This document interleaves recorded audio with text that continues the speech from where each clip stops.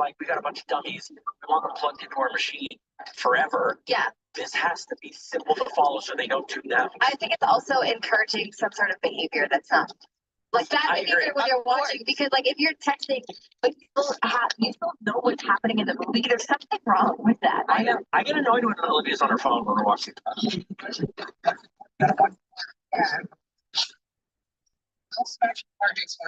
you watch see the other phone a lot when he's watching movies?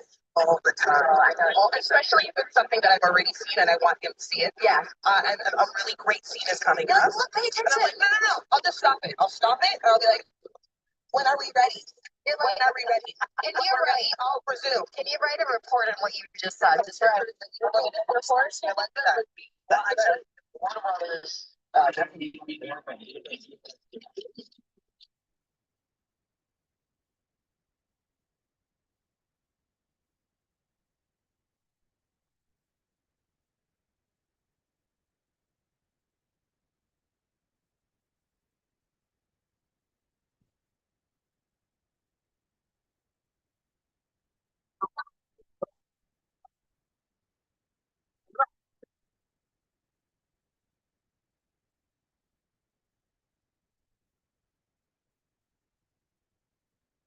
Proceed to the root.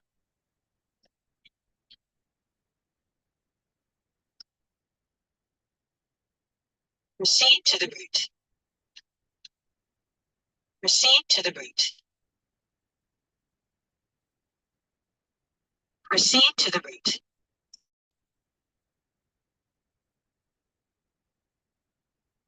Proceed to the root.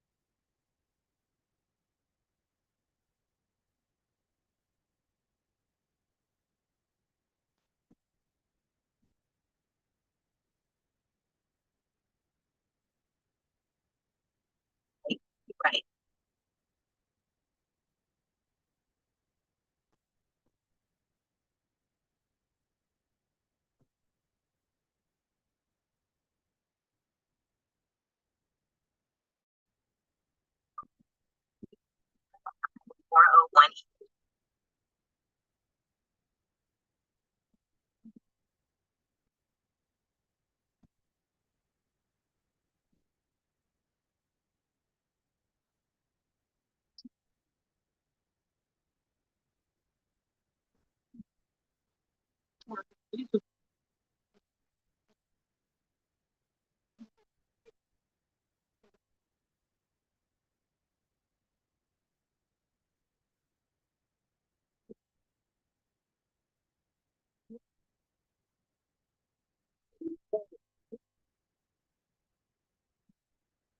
If you're waiting for CSA or if you want to see BTS live in concert,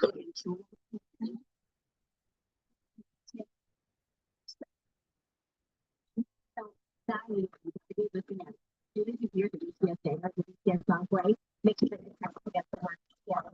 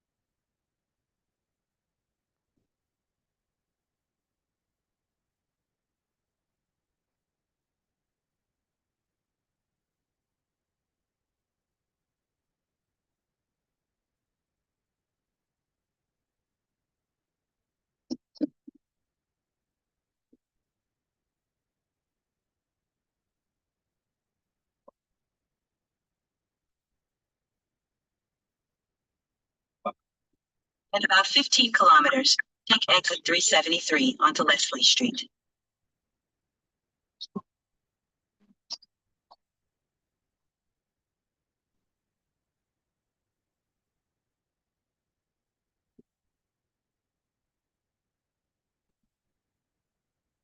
In 2 kilometers, keep right to stay on 401 East toward Peel Street.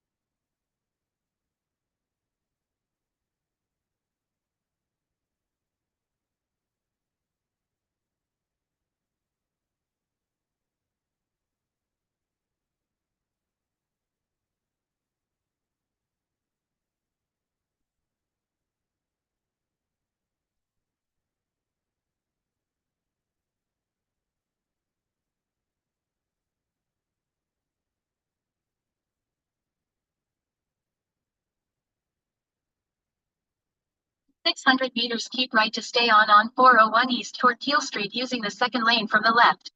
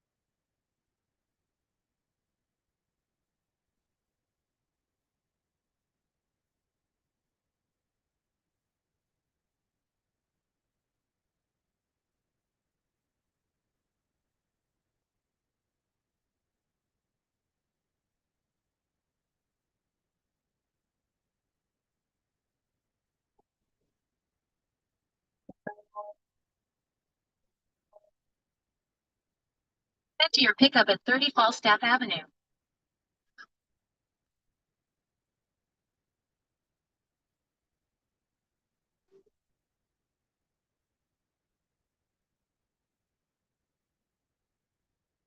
In 600 meters, take right exit 362 toward Keel Street using the right lane.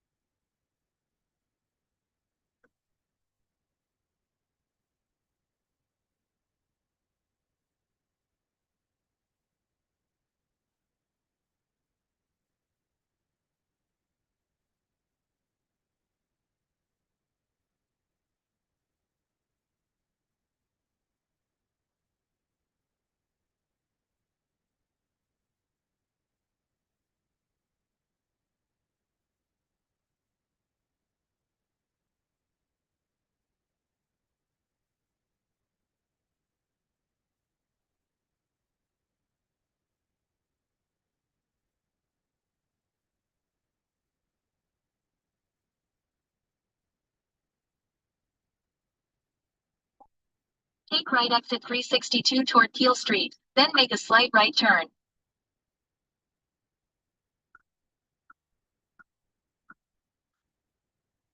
In 300 meters, make a slight right turn toward Keel Street South using the right lane.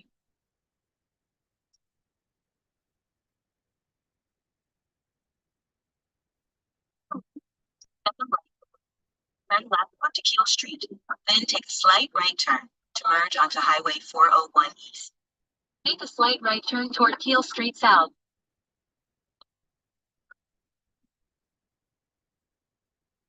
Using the right lane, turn right on Falstaff Avenue. Using the right lane, turn right on Falstaff Avenue.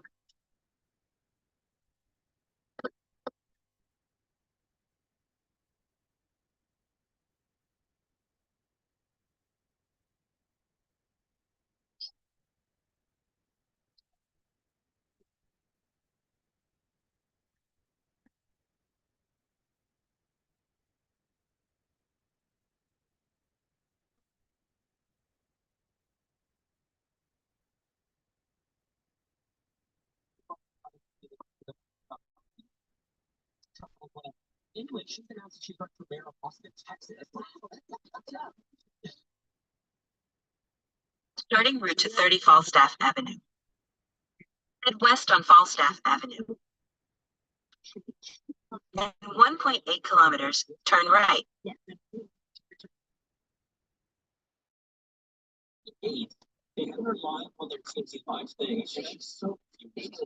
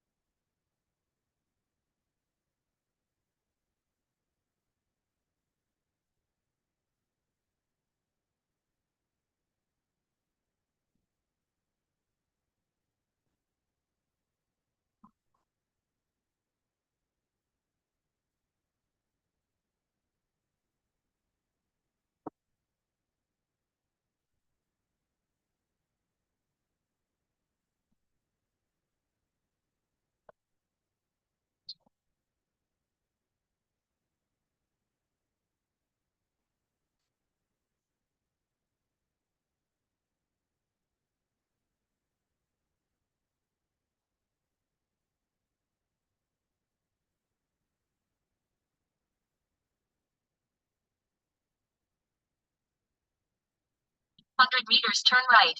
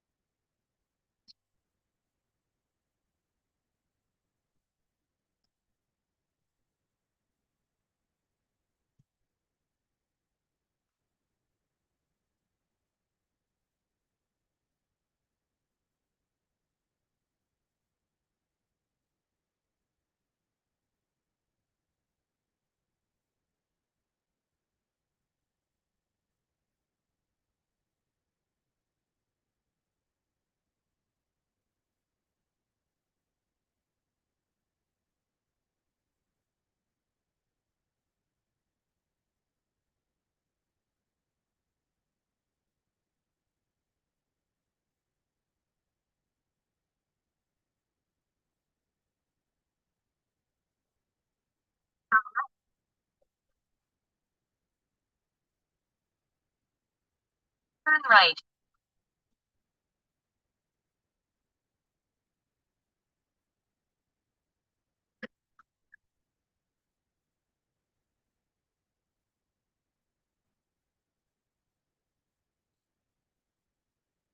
Just ahead, turn left.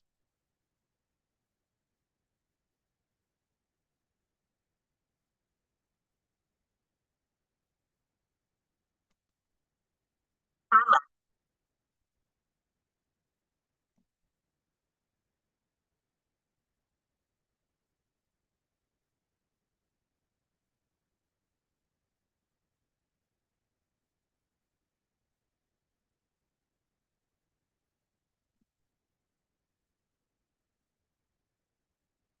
Turn left. Then pick up Isaac on the right. The destination is on your left.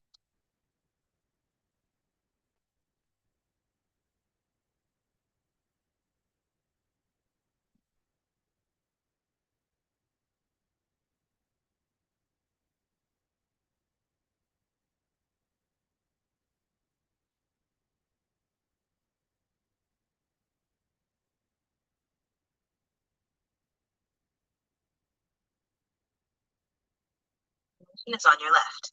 Arrived.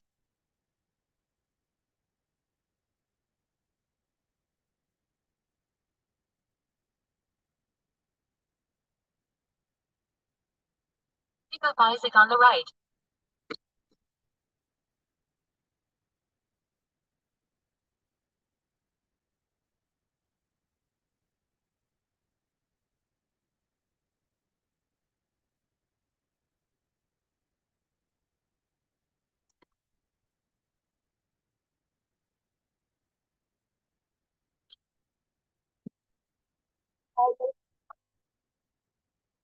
I'll post one.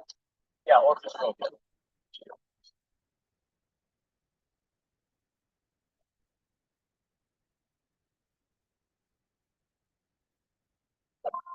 Head to your drop-off at Yorkdale Adult Learning Center.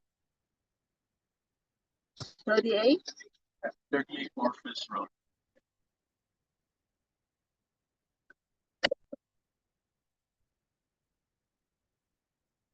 Turn left. Then turn right on Falstaff Avenue. Please use your Starting seatbelt route to for your 38 safety. Orpheus Road. Proceed to the route. Then take the first right. Just ahead, turn left on Falstaff Avenue.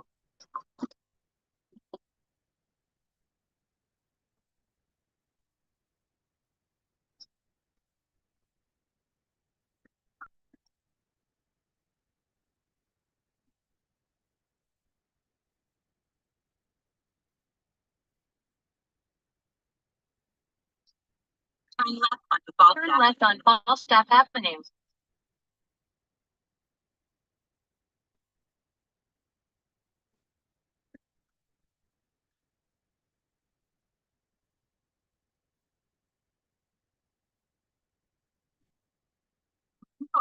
Turn right onto Culford Road.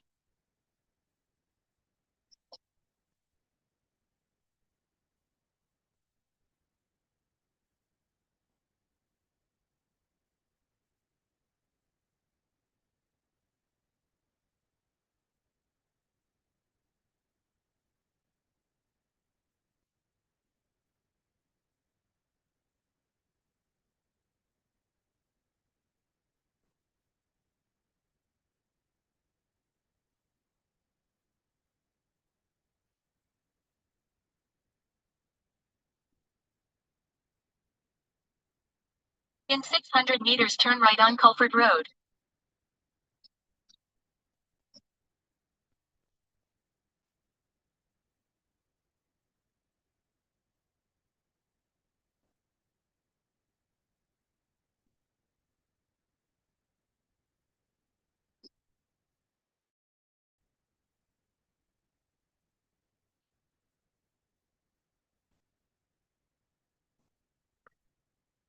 Stop sign, turn right.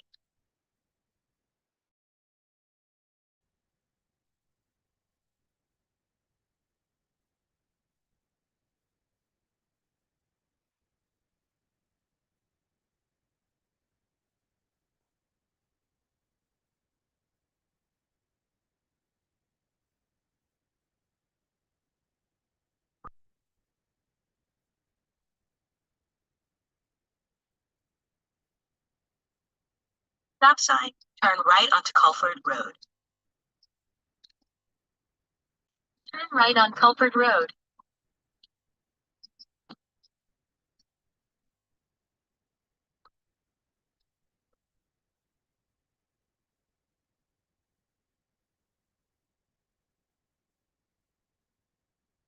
Stop sign, turn left. In 300 meters, turn left on Rustic Road.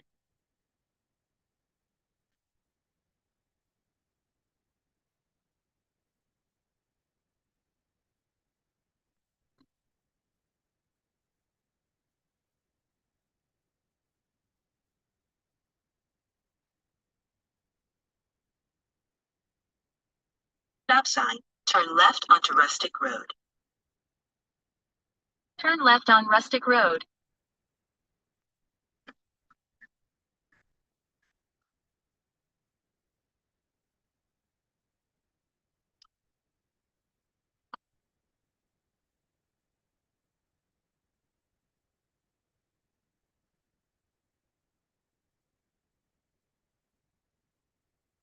In 100 meters, turn left onto Keel Street.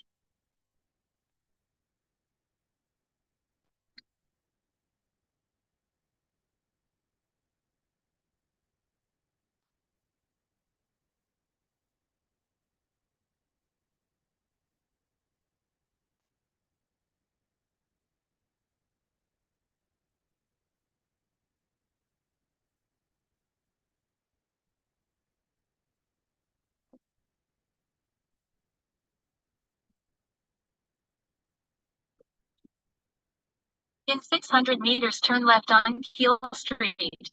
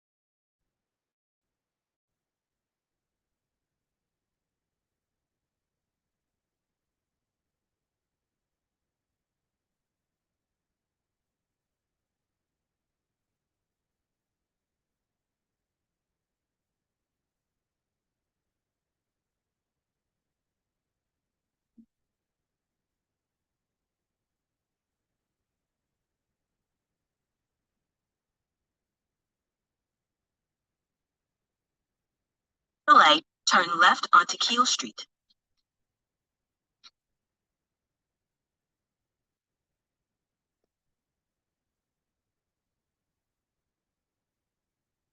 Turn left on Keel Street.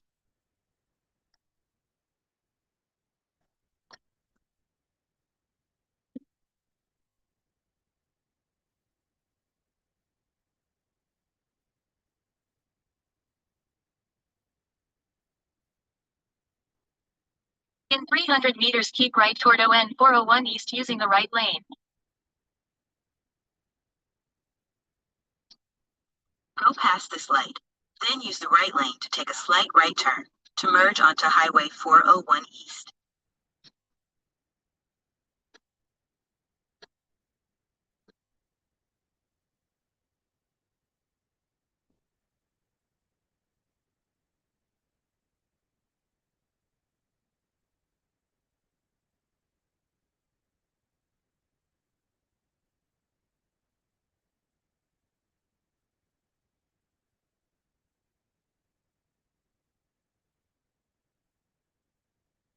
Keep right toward ON 401 East.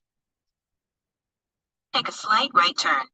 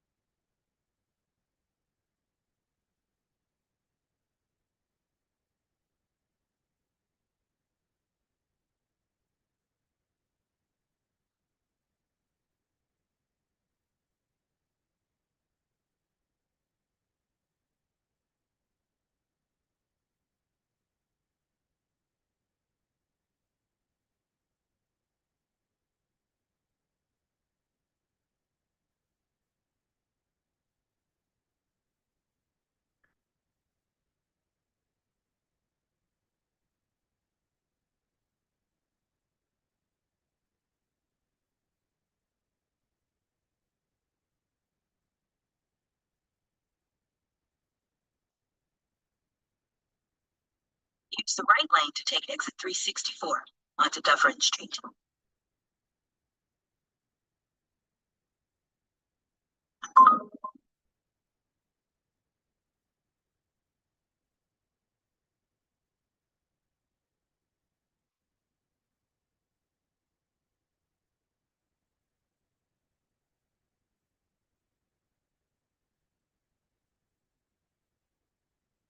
Exit 364 onto Dufferin Street, then keep right.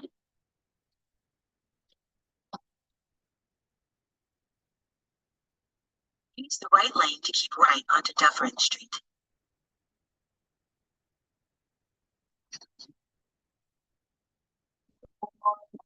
Using the right lane, keep right toward Dufferin Street South.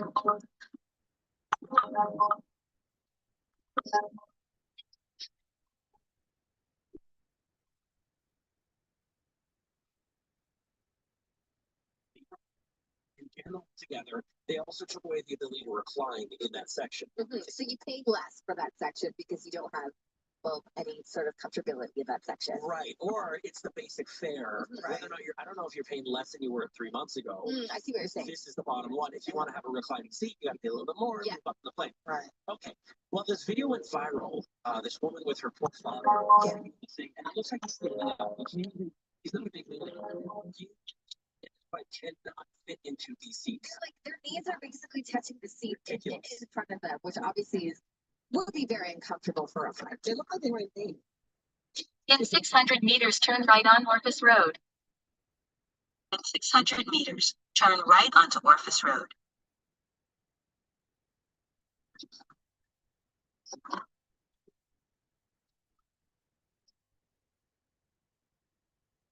Maybe high school then? Yeah, of course. There's some other program like hairstylist, right? They have some other diploma program, right? Yeah, I need it for like my university program I'm trying to get to. Want to like take the course so that you can apply for university? Yeah. Cross this lane. Then at the next one, turn right.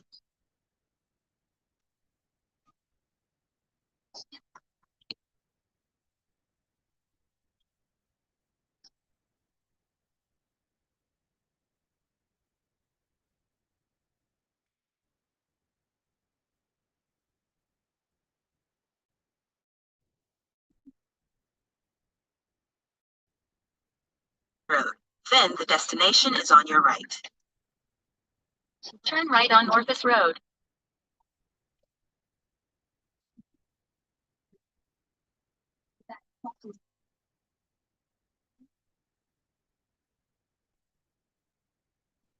Just ahead, drop off Isaac on the right.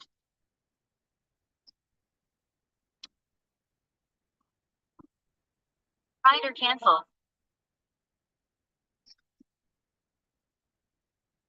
Drop off Isaac on the right. Want to drop up here? Oh, yeah, here's fine. Yeah. Hold on. The destination is on your right. Arrived. Thank you. I can teach you how to do your test. Oh, Yeah. okay. And Thank then you. you can work like you can learn how to do test and then Okay. yeah, I All can right. show you. Thank you so much. Thank Have a good you. day.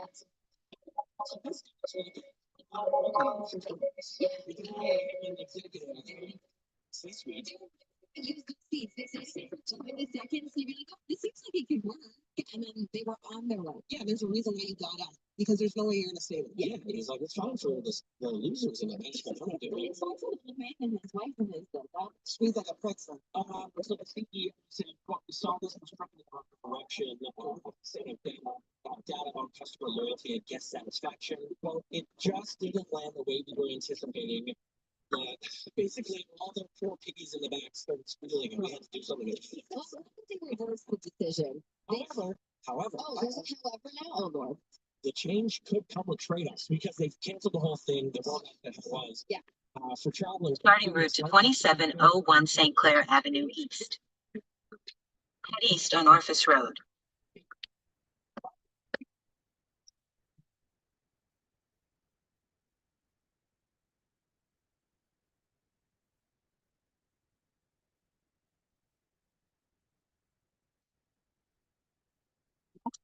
Turn left.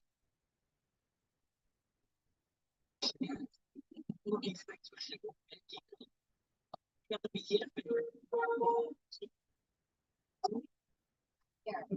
it's only the five cousin. At the light, turn left onto Dufferin Street.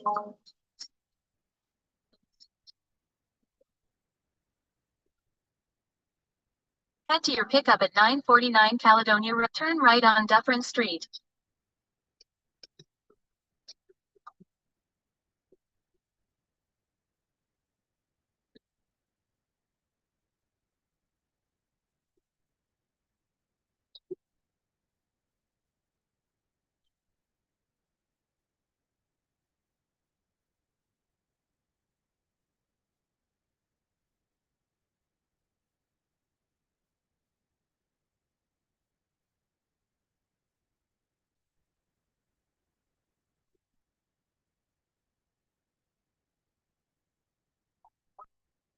Skill Trades Juice Pump.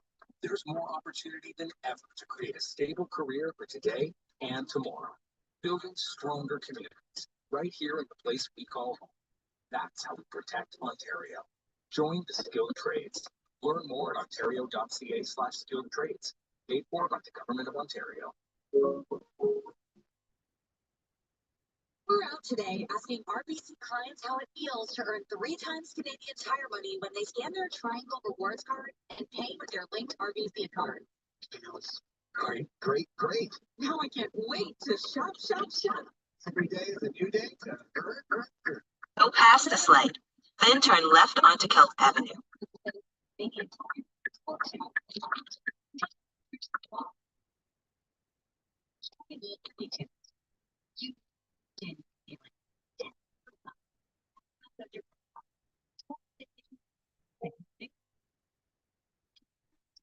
Head south on Dufferin Street.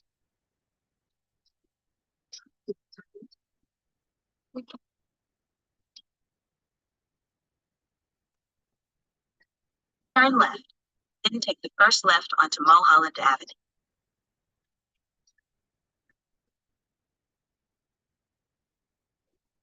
Turn left.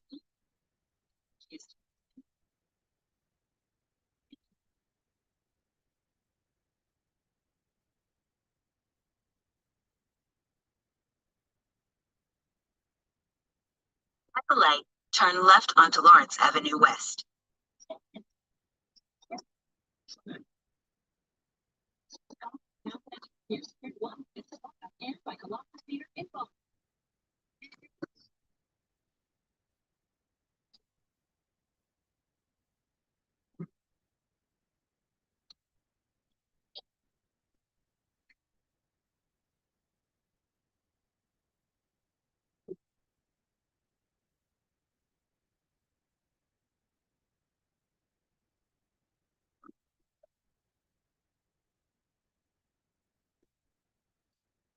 Investigators close in on Jack Reeves for the murder of his wife Emelita.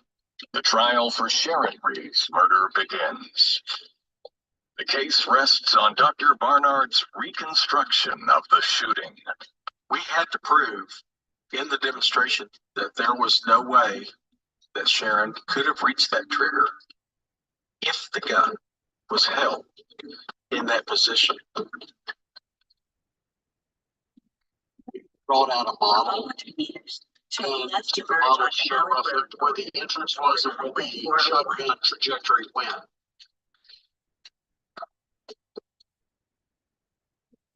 It's all forensics, measurements, diagrams, drawings to convince a jury that this couldn't happen this way.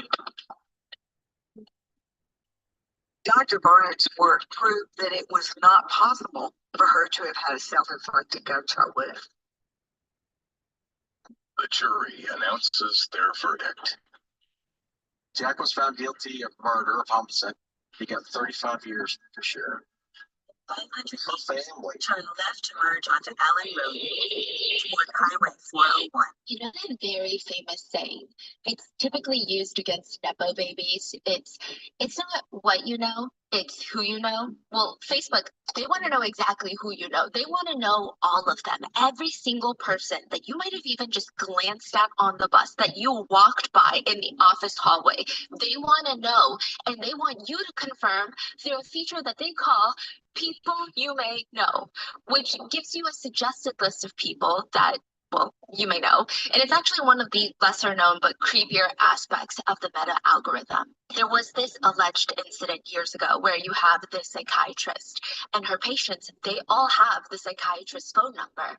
But perhaps because they all have the psychiatrist's phone number, maybe Meta thought that they're all friends or they're all 1 degree apart from one another. So Meta starts suggesting to all of her patients the other patients as people you may know, like people that you have run into in the therapist waiting room as people you may know. In another alleged incident, people part of an anonymous addiction group who don't share numbers with one another. They don't share phone numbers. They don't even share each other's names. They start getting people you may know suggestions, and it's just other members of this anonymous, not so anonymous group anymore, which the theory to the psychiatrist incident. Well, they have the psychiatrist number. So maybe if Meta has access to the contacts, they cross-reference and then suggest people you may know, and it's only 1 degree apart from each other. However, with the anonymous addiction group, if this really did happen, they don't know each other's names, they don't have each other's phone numbers, which makes netizens theorize, okay, maybe Meta is tracking users' locations. If you go to the same location once a week and you stay there for 45 minutes with the same phone numbers and the same users that are also at that location, Meta just assumes that you all know one another. Meta claims that they don't do that. But I guess the argument is, Facebook has over 3 billion monthly active users. How do they know which 20 or 160 out of the 3 billion that you may actually know? And even if you do know them, there is the argument of who really cares? I mean, who really cares what anybody is posting on Facebook? It is not that far-fetched to imagine that nobody cares until something happens to you. And if that's the case, suddenly family, friends, people you may know, even strangers on the internet, they're going to start dissecting everything that you've ever posted on Facebook, such as the situation in Vietnam. June 10th, 2025. A small personal account on Facebook in Vietnam posts a new status update. From today, I'm logging off this account for good. Okay, it's a little mysterious, perhaps even a little melodramatic, and at the risk of sounding cold, unless you're this man's personal friend and you care deeply about him, it's not fascinating enough to warrant a whole global hunt for what happened to this guy, why he's logging off of Facebook. This post in Vietnamese has been translated into various other languages, including English. This Facebook post goes viral because it'll be discovered that when this man posted this on Facebook, he had already been dead. He had been dead for 6 months. We know this because videos have been circulating of his murder online. There is this widely seen photo of this man's killer holding up his severed head to the mirror and taking a selfie. How do you post on Facebook 6 months after your own video recorded murder? Is this post going to help people find the killer? And most importantly, who the hell posted that?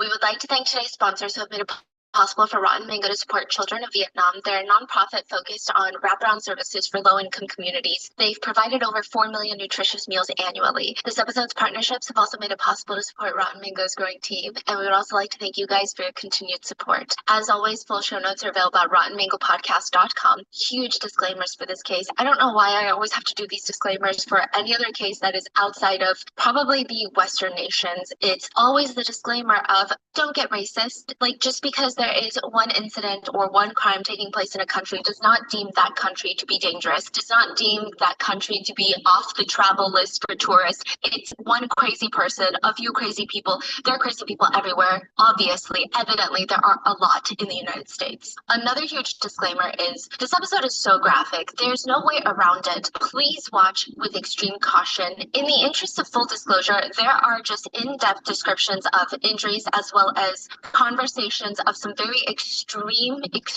interests that people have developed that revolve around self-exit. There are also elements of cannibalism. I mean, at any given point during the research of this episode, we thought, okay, surely we have reached the rock bottom. Like, it's not going to get deeper from here. Then it would just progress into more depraved activities, and then it would just progress even more. So I would just be careful. And speaking of research for this case, none of this research would have been possible without a massive online anonymous group of internet detectives. They go by OSINT on Facebook and on Twitter. They have compiled a 100+ page dossier PDF document detailing every aspect of this case. That document was then translated into English, and it is a really well done investigative piece that I think is a pretty exhaustive overview of everything that has transpired thus far. And I would say they may be the only reason that this case got so much attention on a global scale, and perhaps they may be the only reason that there was an arrest made recently. Oh, arrest was made. Yeah.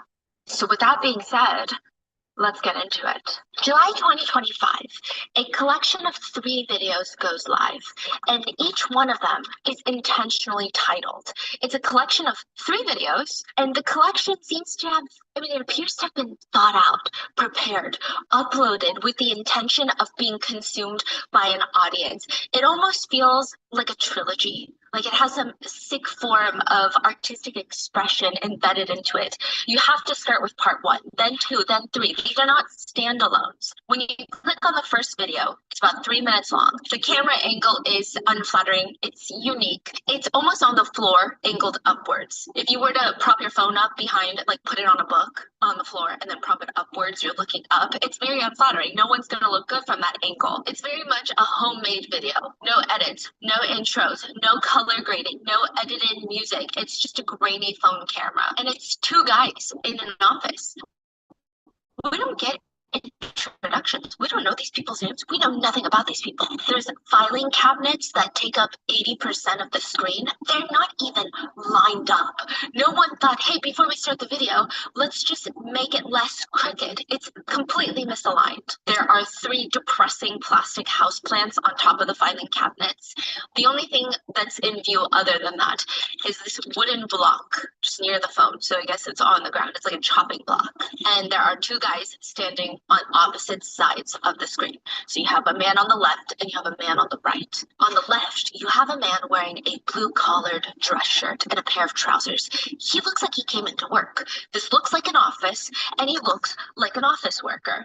The only odd thing about him is the last 2 buttons on his shirt are either broken or just left unbuttoned. Hours are from 8 a.m. to 4 p.m. Please listen to the following options.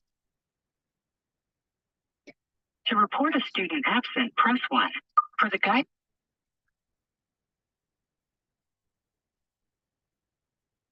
is the school messenger notification system for Toronto District School Board. For student attendance, press 3. If you have a user account with an ID and code transferring, please do not hang up until you have received your confirmation number. If Andy in grade 02 at Kensington Community School will be absent, press 1. If Felix in grade 12 at Jarvis Collegiate Institute will be absent, press 2. To enter a different phone number, press the star key.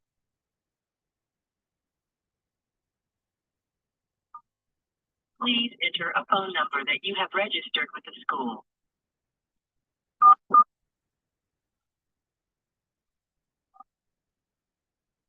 all students at this phone number, press 1. One of your students in grade 12 at Weston Collegiate Institute will be absent. Press 2.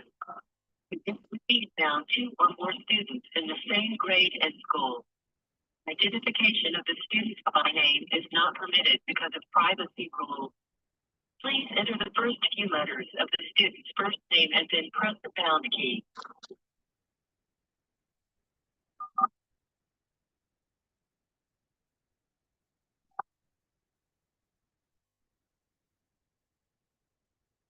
To enter an absence for today, press 1. To enter an absence for tomorrow, press to select the type of absence. Full day, press 1. May, please select an absence reason from the following list. Illness, press 1. Doctor appointment. You have entered this absence for your student in grade 12 at Weston Collegiate Institute. Full day on January 19th for the following reason, illness. To submit this absence to the school, press 1. To start over, your confirmation number for this absence is 4 A O L C. To listen to your confirmation number again, press 1. To add another absence for the same child, press 2. To add another absence for a different child, press 3. To enter a different phone number, press 4. To exit, press 5. Thank you for using Safe Arrival. Goodbye.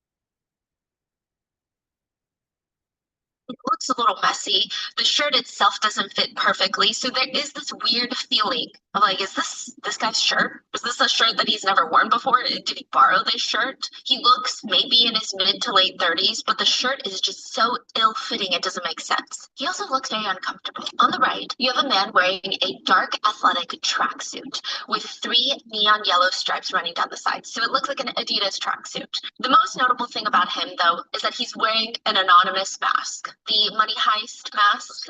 Yes.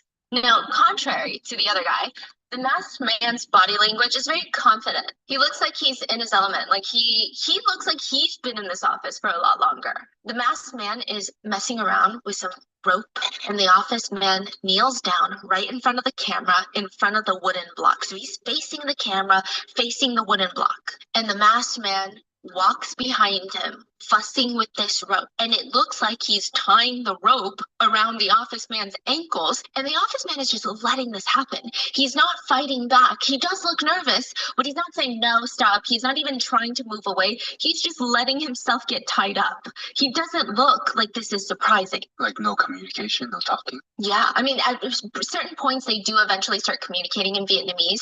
It seems like they're just giving each other instructions.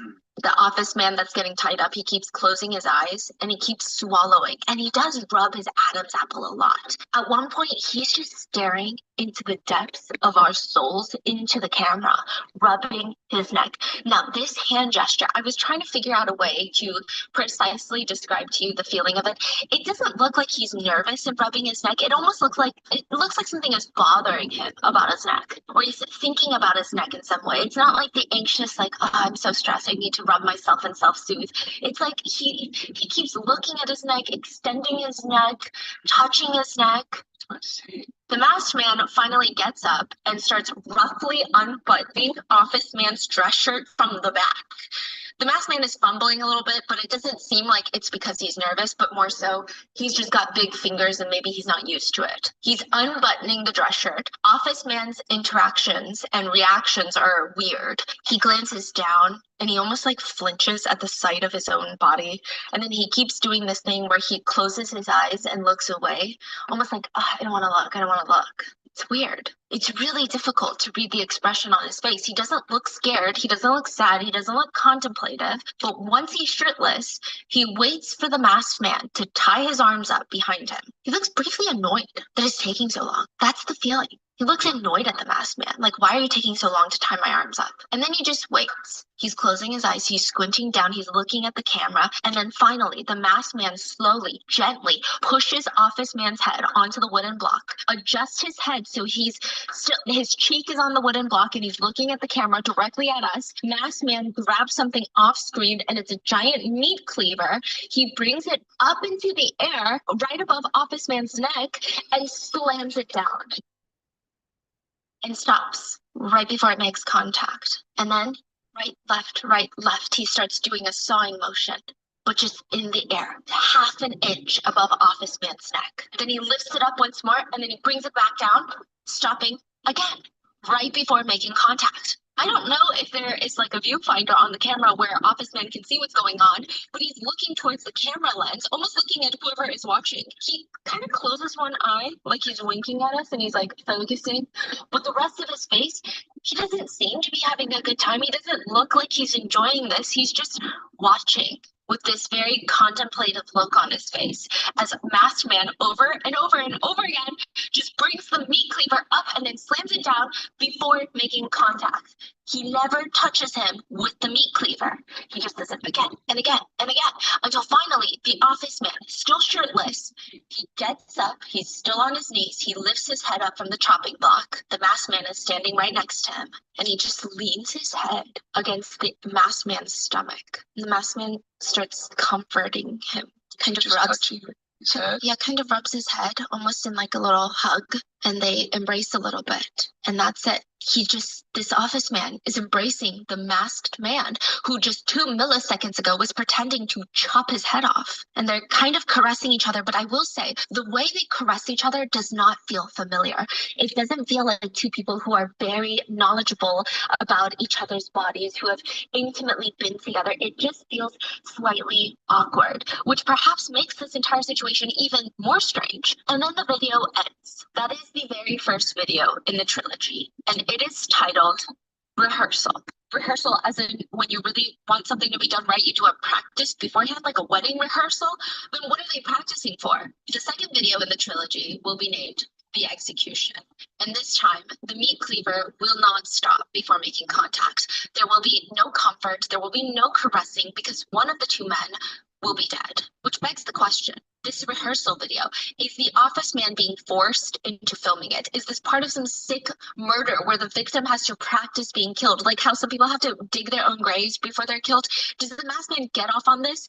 Or is the victim performing a genuine practice round for his own murder? Have you ever seen something and you thought, okay, that's probably illegal? That's what I thought about most gore websites. I mean, it sure is a lot of things, but apparently illegal is not one of them, unless it crosses into the territories of involving children, terrorism, propaganda, or real life depictions of intentional homicide, like first-degree homicide. Technically, if you have a drunk driver killing someone on the street and you upload that as gore, a lot of that is going to be protected by protected speech. But if you have a knife-wielding man intentionally murdering someone, that is iffy territory. It falls into protected speech, which is why at one point there was this massive subreddit called r/watch people die, where you don't just watch someone die, you watch someone get mauled, crushed, exploded, disemboweled, and then die. And at least 500,000 people were subscribed to this subreddit. They wanted to, watch people die. They wanted to see criminal organizations skin people's faces off. So that was another weird thing. For some reason, just first-degree homicide, where you are in a room with someone, I guess decapitating them, that is considered typically illegal video. But if you were to film a terrorist organization skinning someone's face off, or like a cartel killing someone, that is typically protected speech. Wait, why is that? Nothing ever gets done about it. I guess you could argue it's political. I guess you could argue it's news. I don't know. Because you do see a lot of murder, but it's not the interpersonal murder that a lot of people think is the only way to kill someone, like a couple killing each other. It's always some sort of organization. Right.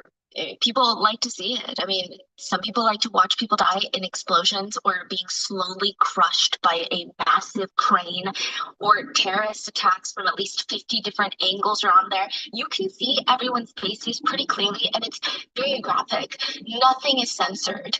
And in 2019, the subreddit gets banned. Interestingly, people were upset. They argued that okay, fine, the subreddit is bad. This is their argument. Question mark, the subreddit is bad, but not as bad as other subreddits that actually radicalize people with hate. Some people say, hey, I was on that subreddit out of morbid curiosity, and I actually think that it helps save lives. Because some people would be on that subreddit and they would be planning some crazy violent things, but they would see violence in real life and not in a video game and not romanticized on movies, and they would see real depictions of violence and decide maybe that's not what they want anymore. Others say, no, I skipped all the terrorist videos. I would just watch the ones involving car accidents or work-related accidents because I'm a blue-collar worker, and I feel like it's a good reminder once in a while to, stay safe, not drink and drive. It just reminds you that you're blessed and you can have deep introspections about life while you watch somebody else get crushed by a cyber truck. That was the argument. I don't know if that argument is sound and valid. Some say it was more like a challenge, like see if you can handle it. It's a little strange, but I just want to know if I'm capable of doing it. It does seem like there are levels to people who watch gore. You have the casual gore consumers, which I don't even know if you could call it that. It's probably everybody watching this video, myself included, in the sense of you see something blurred on Reddit, the accompanying post title is something graphic, and for some reason you're like, I really should not click on this, but why is it blurred? And I can see some of the shapes in the blurring, and now I feel like I need to see it. So then you quickly click unblur, and then you regret it for the rest of the week. That is the casual gore consumer. Then you have the more seasoned gore consumer. They're subscribed to subreddits with gore. They will seek out gore. They'll think about it once in a while and they'll go Google it. Then from there, you start getting into very scary waters. People who need gore, who get off on gore, or a lot of the times the gore threshold starts getting elevated. They need more and more to reach whatever point that they're trying to get to, whatever thrilling point of ecstasy that they're trying to reach. These are people that are willing to pay and test the limits of the legal system for their pure consumption of gore. These are the types of people who would willingly join the forensics group. The forensics group is probably the least visually graphic of all of the groups on Telegram. Let me break it down for you. You have the regular group. This is a very famous Chinese Telegram group that Vice News infiltrated. The regular group and the premium premium access group. The premium access group has been around for 4 to 5 years. So that's the thing with Telegram group chats where you're sharing illegal videos, is that a lot of the times they'll disappear, they'll make a new one, they'll disappear, they'll make a new one. But if you already paid for one and then it disappears a month later, then you're shit out of luck. That money is wasted. Now you got to go pay to join another group. So this premium access group, they brag about the fact that it's been up for 4 to 5 years. So it's very stable. That's how they market it. Stable premium access group. There's no reason to believe that that group will be shut down anytime soon. Then you have the Ice Love group. What's the Ice Love group? Anything related to dumping bodies, body detachments, necrophilia, that's in the Ice Love group. Why is it called ICE? We don't know. Oh. No. But if you want to skip out on all the blood, you don't like all the gore and you just like dead bodies, the forensics group is where you want to go. It's, quote, pure, clean bodies, mainly mortuary footage. Welcome to an underground snuff film Telegram group in China. This is where the Vietnamese butcher videos start circulating in early 2025. Pay per view in the form of an extensive video package, photo package, 11 separate videos, 98 separate photos that you can either purchase limited access for around $100, or you can get the full package, unlimited access to all 11 videos, 98 photos for $600. So you mentioned 3 videos. They have more videos that they're posted, I see. 11 videos. It's not until 6 months later that the shortened videos, just 3 of them, start circulating online on a public website called Watch People Die. Not the subreddit, but there's a whole website where you can see things that your brain probably never will be able to forget, and then you'll have random thoughts of the imagery out of nowhere when you're trying to enjoy it like a nice sunny afternoon. That's that website. So they start posting 3 of them. The disclaimer on this website, watchpeopledie.tv, is when you enter, this website is exactly what it says in the name. This is not a pleasant website.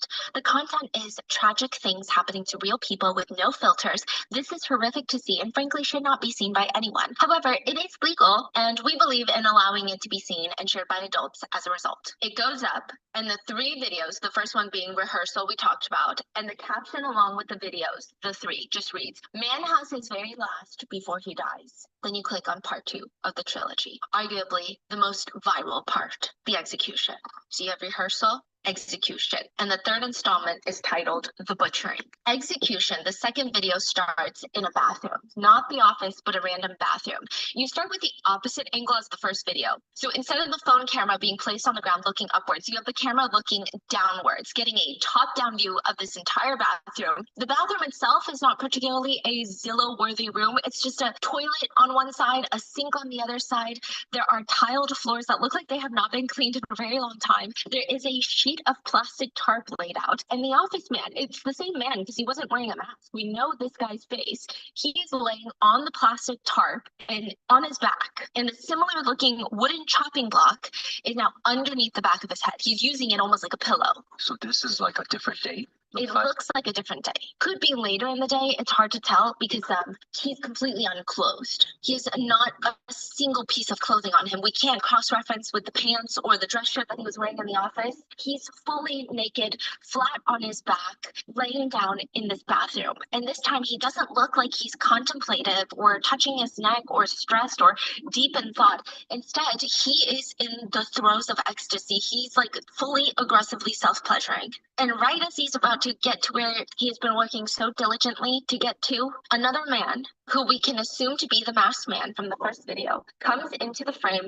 fully nude as well. He brings up a similar meat cleaver from the first one, except this time the meat cleaver does not just hover over the office man's neck. It doesn't stop. Instead, it comes down with a clean chop at the office man's neck. Now, I don't know if it's the sharpness of the meat cleaver or the way that our bodies are built. The masked man has to make a few more precise and powerful chops before he then just takes it upon himself to fully drag and rip off Oh my gosh. all the while, there's just like so much blood under the office man on the plastic tarp. It's incredibly graphic. The only saving grace, if there is any to any of this, is that the camera is further away. It's a top-down view, and if you really try to convince yourself, you may or may not be able to successfully convince your brain that this is just another horror movie. This is like a gory horror movie. This is CGI. This is not real blood. It's something else that's happening. But then the video cuts to another angle, and this time it's like a B cam. It's off in the corner, and it's like you're laying next to Office Man. and he's still alive. And it's a full replay, but from a close side up angle, very close to the office man's face and neck. And you can see every single bit of it in replay. It almost feels slowed down, even when it's not, because of the graphic nature and just how up close things are. And then the camera goes back to the top angle where you see the masked man that now people have dubbed the butcher. And he starts dissecting the office man, cutting straight down the center vertically. And he just starts methodically disassembling a human body bit by bit, piece by piece. I mean, body parts are being taken apart like a Lego, just chunk by chunk. Organs are transferred into buckets that are put into like a water bath. Limbs are placed into pots. You can see pictures of small pale body parts arranged on plates with chopsticks resting on the side. There are other pictures showing full-on cooking. The create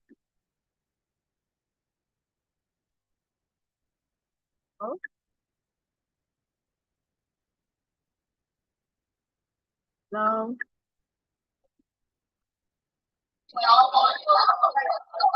Hello chị. Dạ. Sao mày bận thế cả em? Dạ bận lắm bà. Cái Facebook của em nó bị vấn đề, cho nên em ít lên lắm. Hiểu chưa? Dạ dạ dạ. Chị nghe chưa? Giờ chị đang muốn chuyển tiền cho con là chị thì bây giờ chị muốn chuyển tiền cho con là chị thì làm thế nào? Bao nhiêu chị? Chắc là 16.000. 16.000 hả? Ok, vậy có gì một là chiều tối em nhắn chị nha. Như nào em? Trong vòng hôm nay em nhắn chị. Ok ok chị.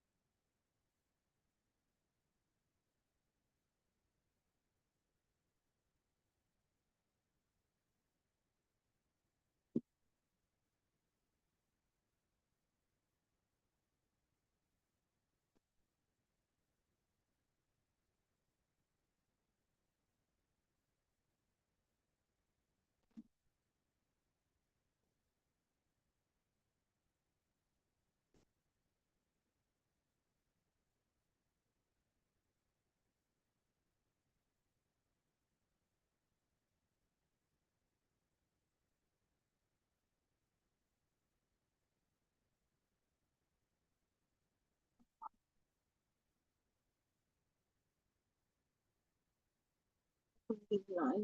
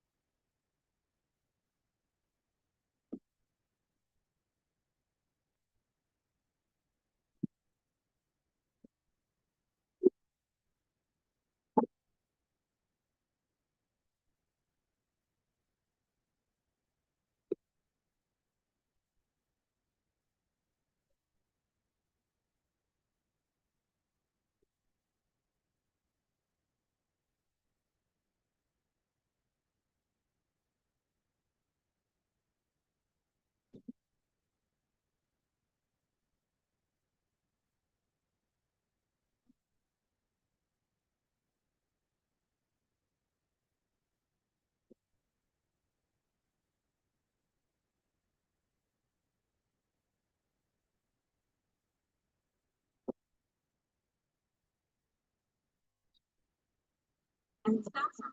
Turn right.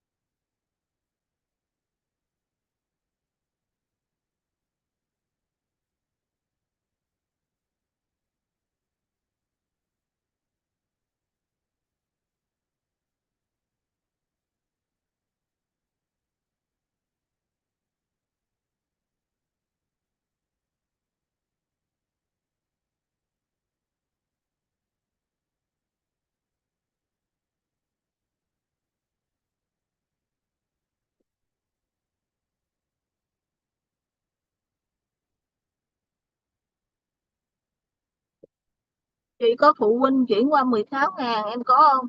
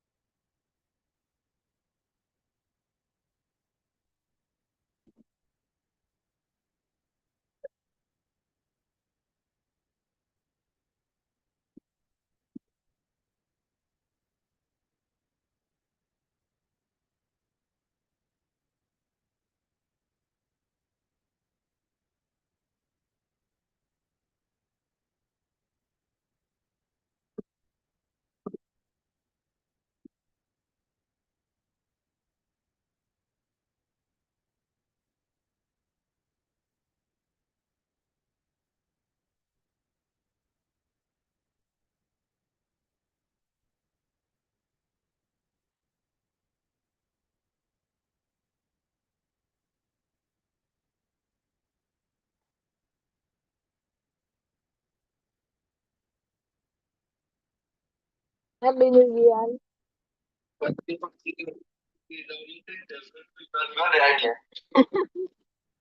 Happy New Year. Sao rồi? Cái này sao rồi anh? Có gì mới không? Không có gì mới đâu, có năm mới. Ok. Năm mới à? Em hỏi thăm anh.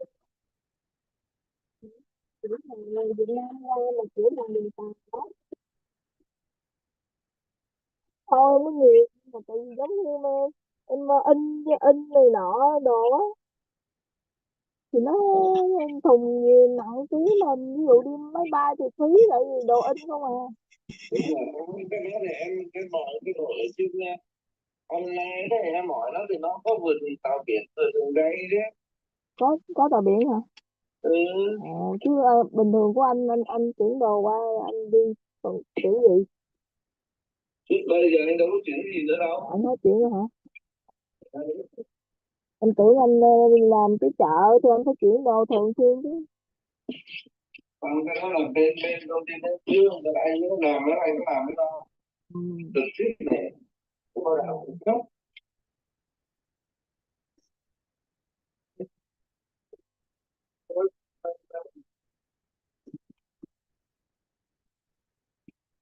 Có bọn mình xin là có chuyện mà lên. Tại vì tôi dưới dân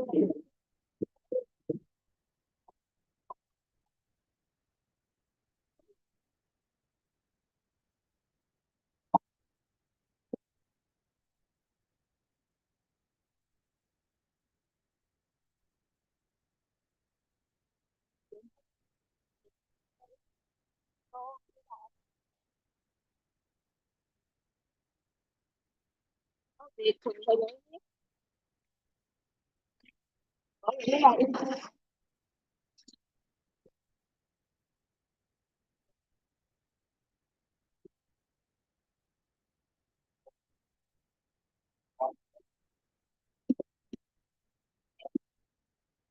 chờ ổn định lại thì quay lại là gọn quá.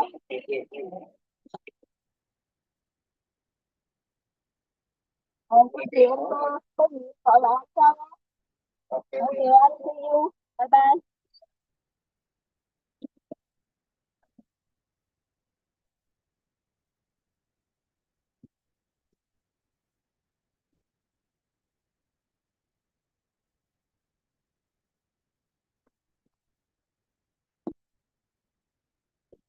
Đi ăn.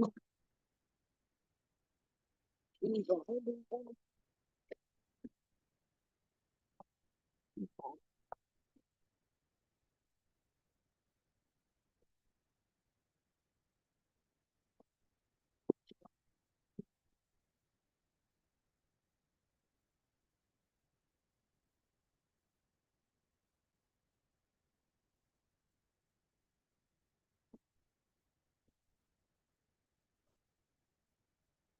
Có phải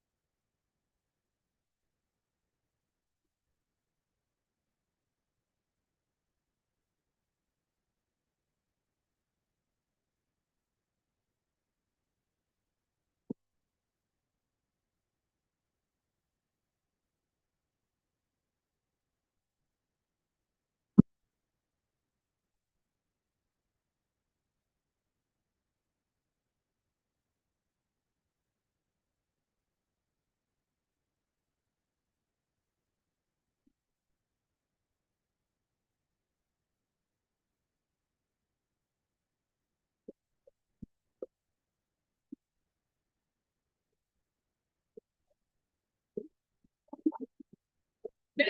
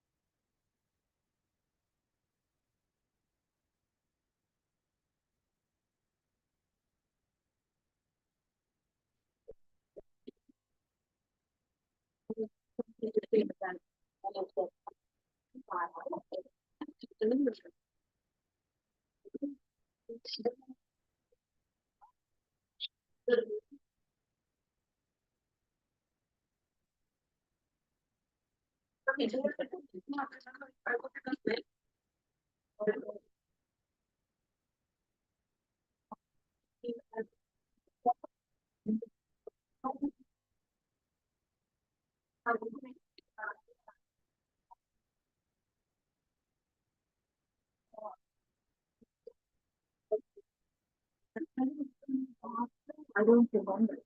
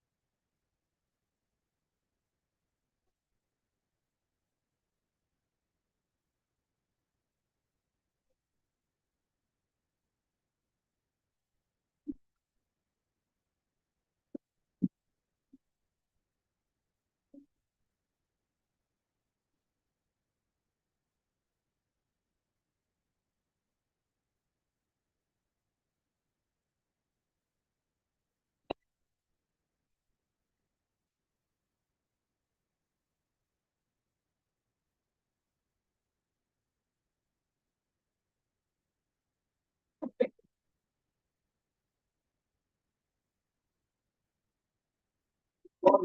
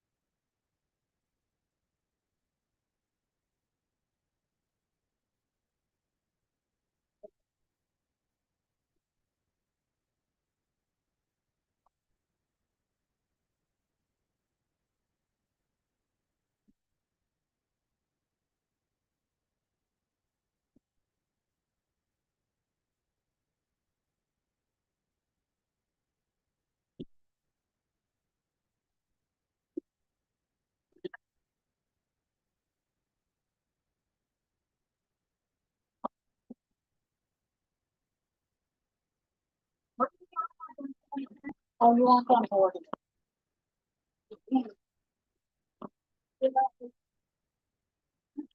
You want it? Okay.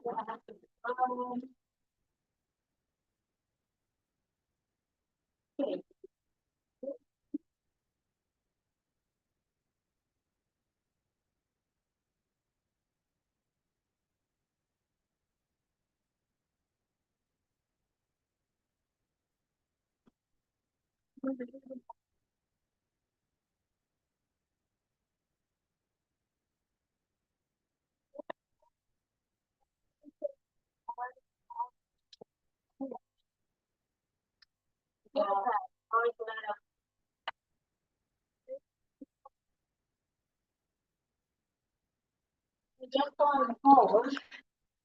What kind of thing? What is that? Different. What do you think? What do you do? Like that.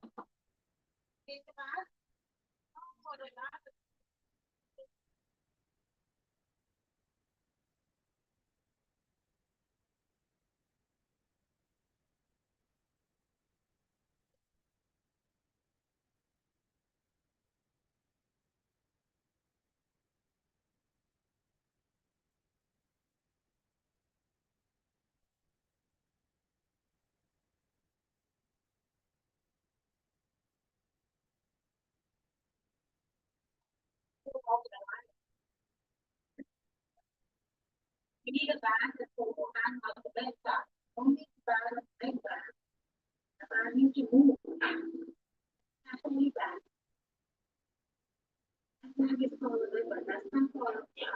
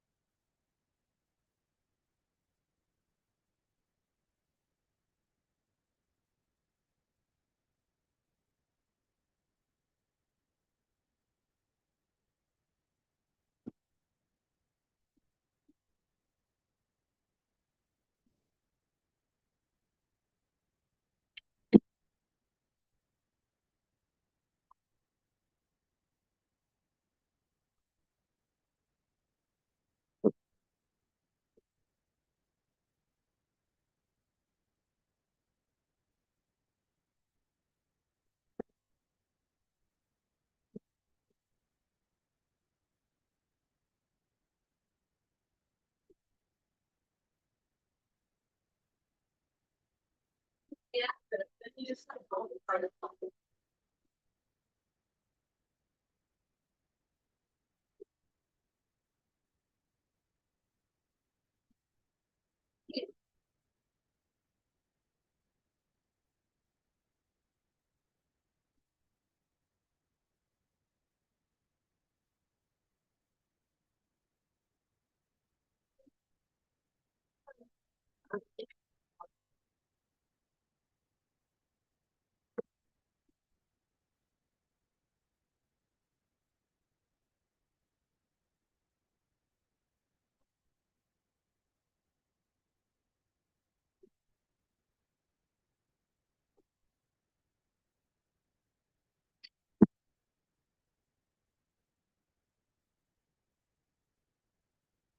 seeing here. Oh, and this thing is changed. See? Let's put this woman. Oh, let me. Right.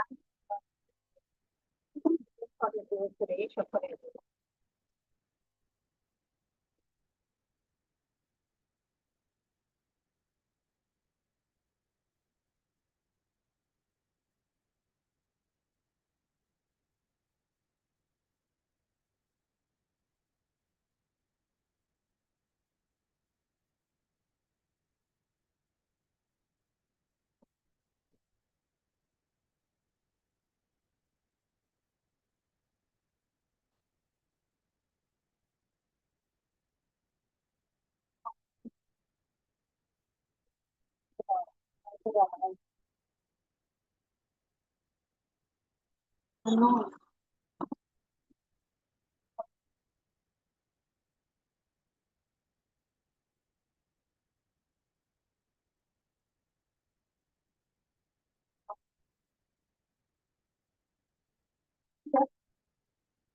Before that time comes out.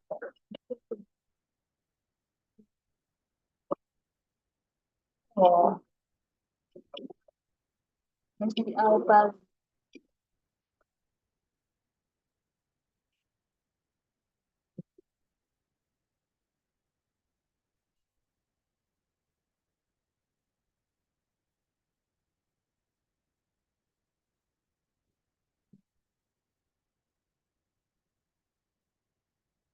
Oh, phone it.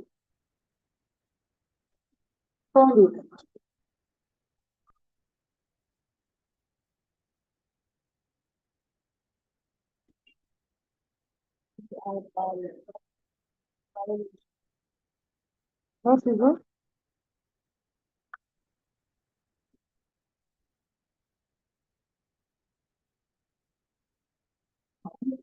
Thank you so much.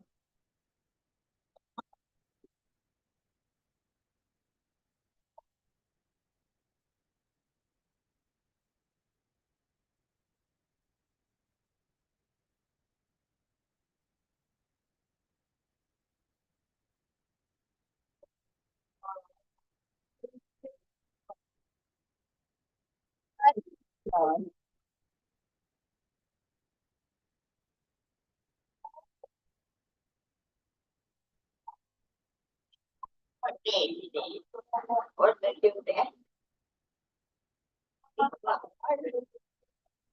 Maybe they're gonna bring it. Maybe they're gonna bring it. Bring the popcorn. Let's bring.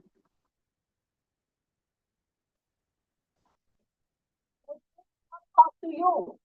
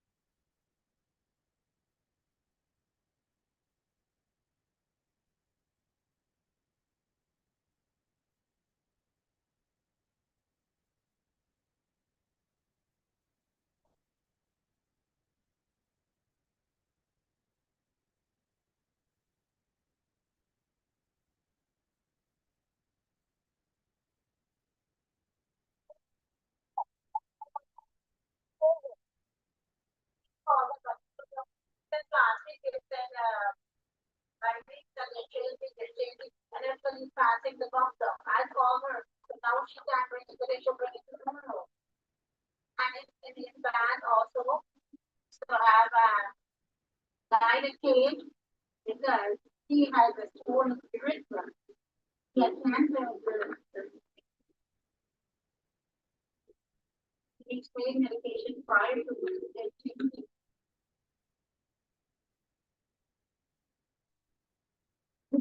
doctor.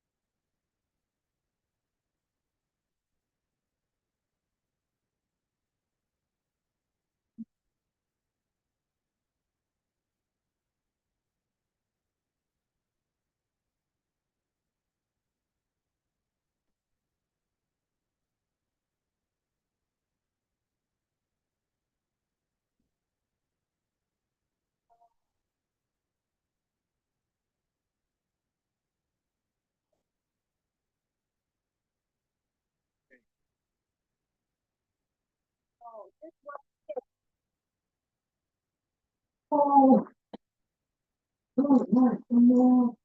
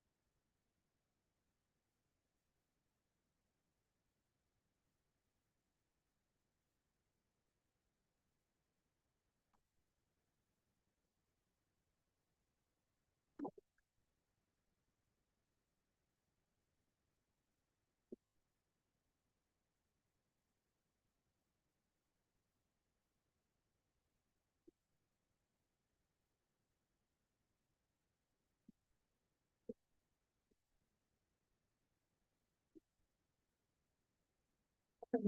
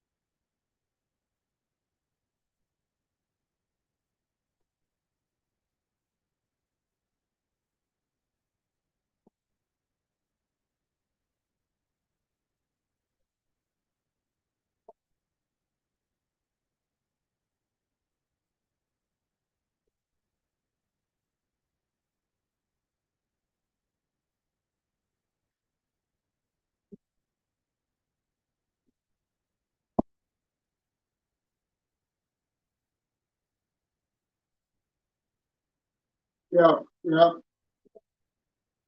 yeah.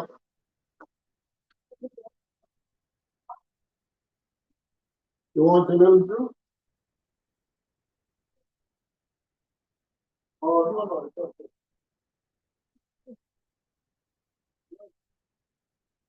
Yes, I'm positive. I'll let you know. I'll let you know.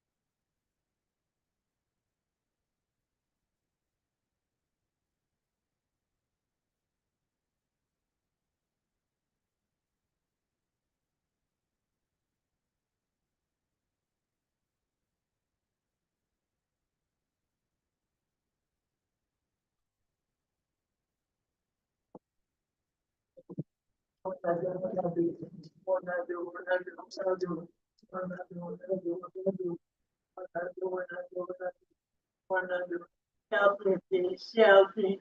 Help me, please, help me. Help me, please, help me. Help me, please, help me. Help me, please, help me. Help me, please, help me. Help me, please, help me. Help me, please, help me. Help me, please, help me. Help me, please, help me. Help me, please, help me. Help me, please, help me. Help me, please. Help me, please, help me. Help me, please, help me. Help me, please, help me. Help me, please, help me. Help me, please, help me. Help me, please, help me. Help me, please. Help me, please, help me. And I help you, please. I help you, please. I help you. And I help you. I help. I help. And I help you. And I help you. And I help you. And I help you. And I help you. And I help you. Help me. And I give you opportunity. I quit down. Now.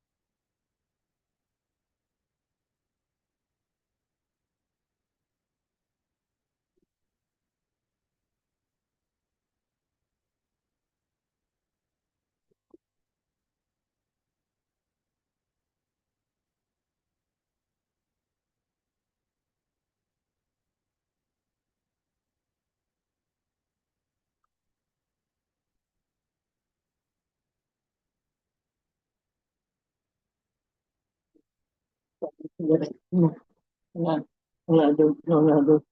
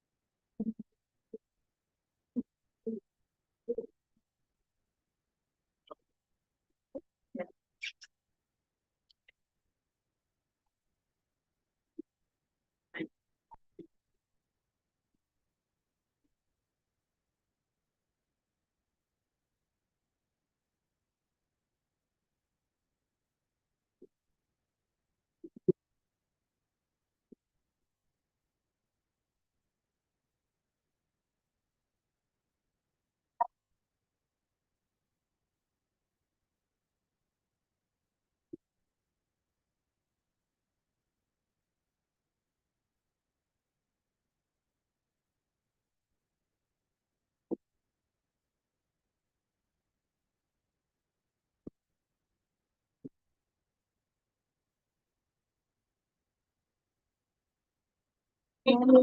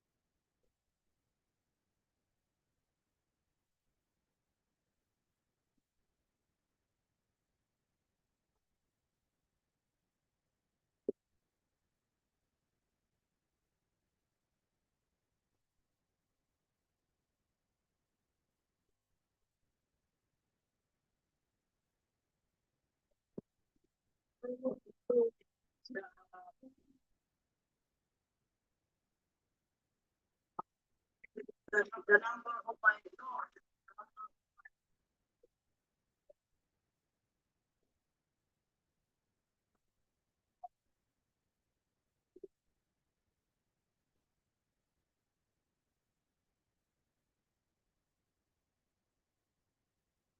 Translate the EPP to the transmitted, but it's not the one, yeah.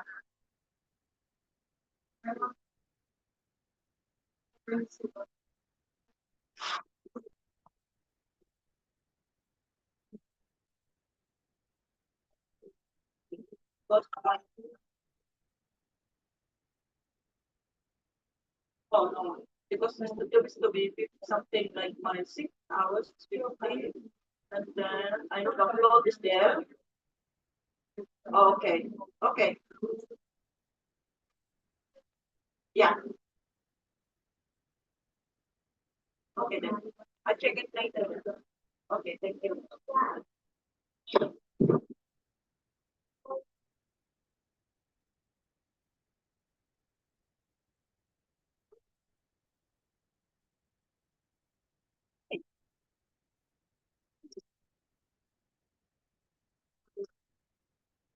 Order everyone.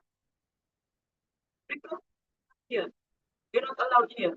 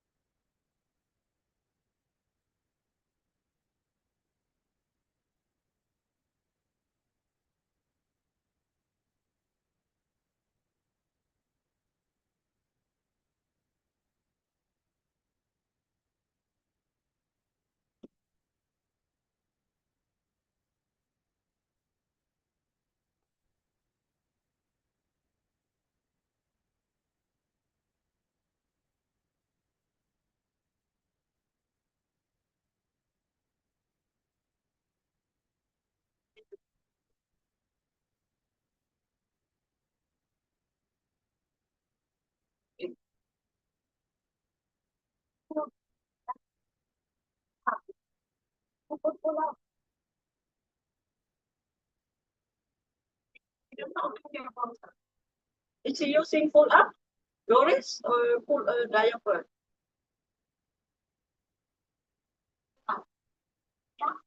Check. When you check it in the morning, full up, full up. Wait. I know it went when I go Saturday, and I'm still using the blue.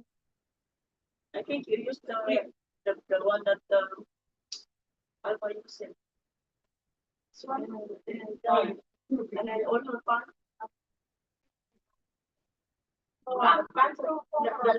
this one is okay, but it comes here. Yeah, that's why you have a dress. You have a dress. I don't know. The brief like almond. Yeah. The brief, but the pull up doesn't fit. She trying to get. No. Angela.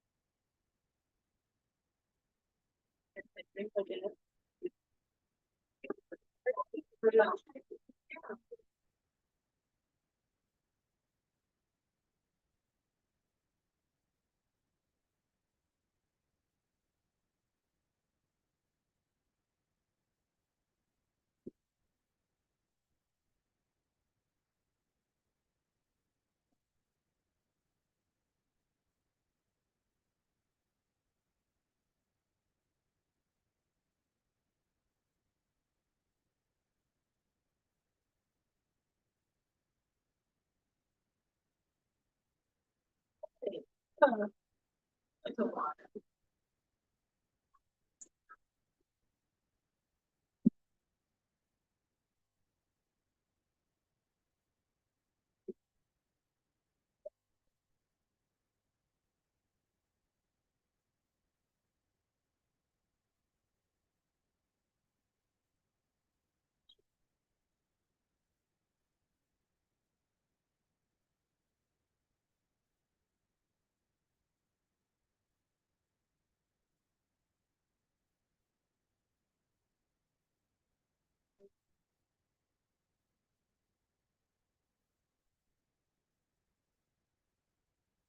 According to the gauge, man. Oh Lord. Australia can't be a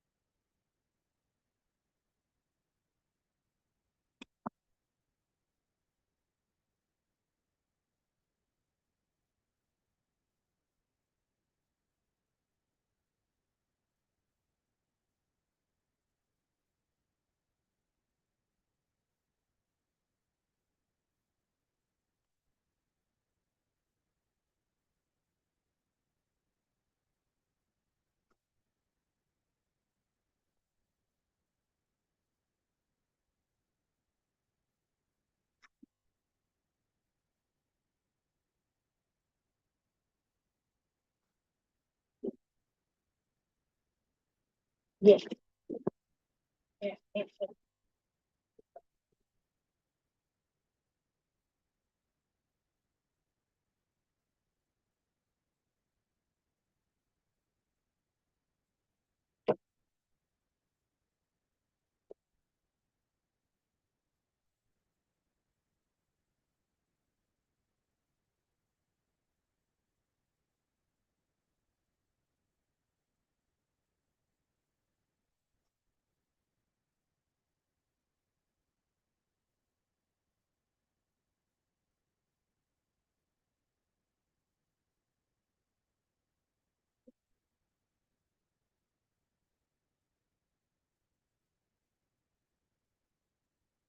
I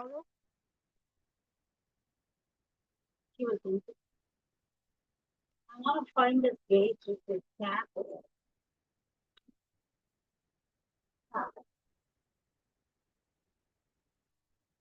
20 French. Huh? 20 French. Is that what it says in there? Did you write it there? 20?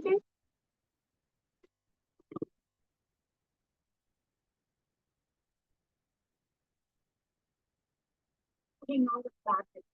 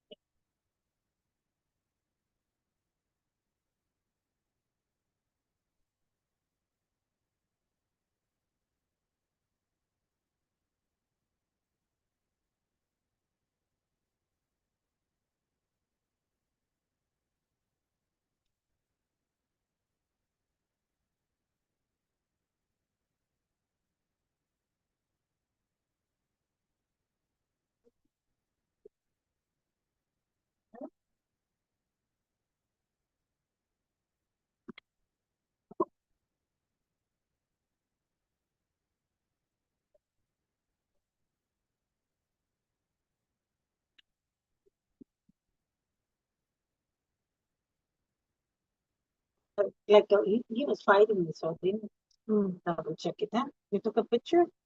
Yeah, I have to use the phone. Oh, good. He was fighting you too? Hmm?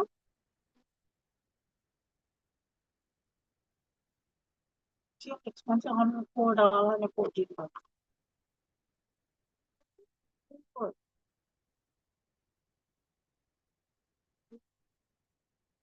20. Oh, okay.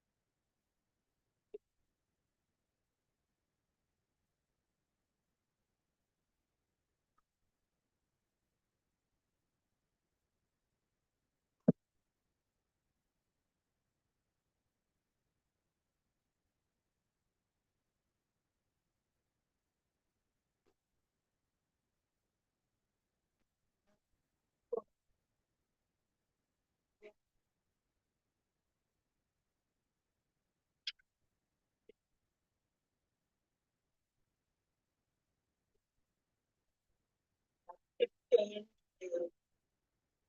what's the point? Yeah, that's it. Other than that, nothing. Okay.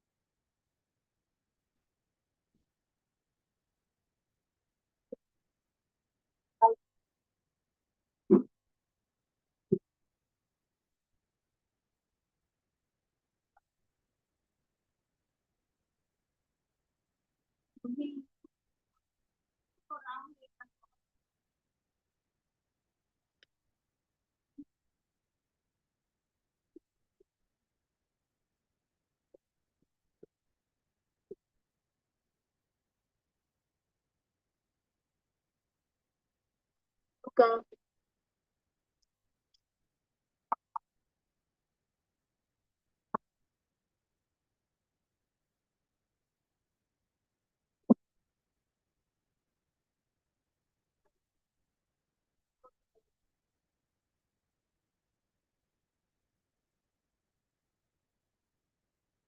Rồi.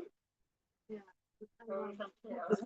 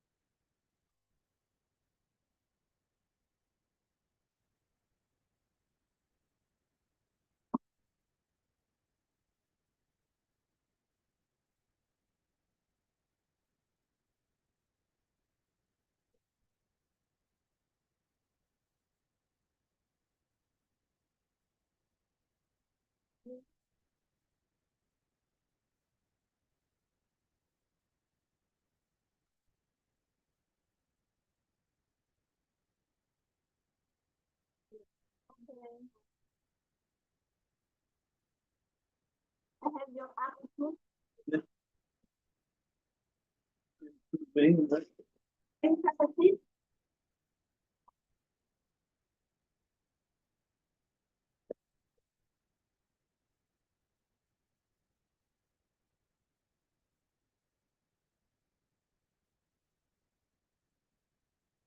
With tiny buttons.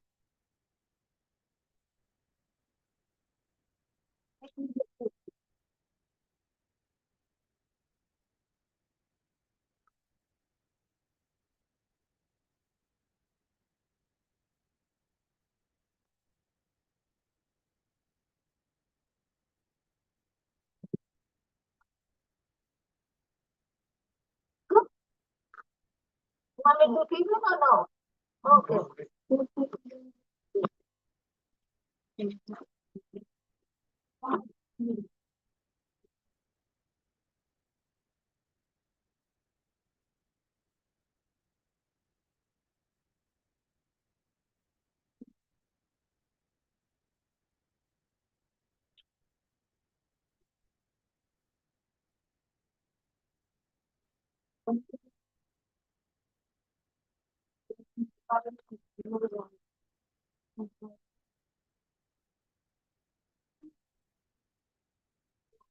Okay.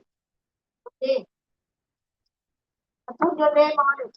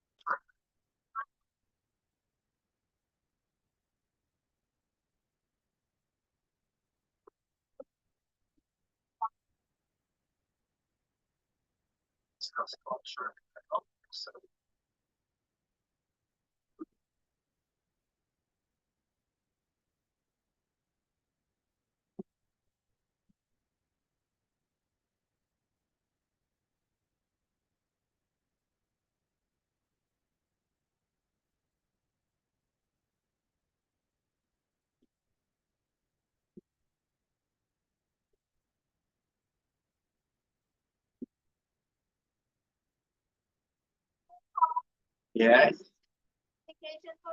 Oh, yeah, slowly. Slowly.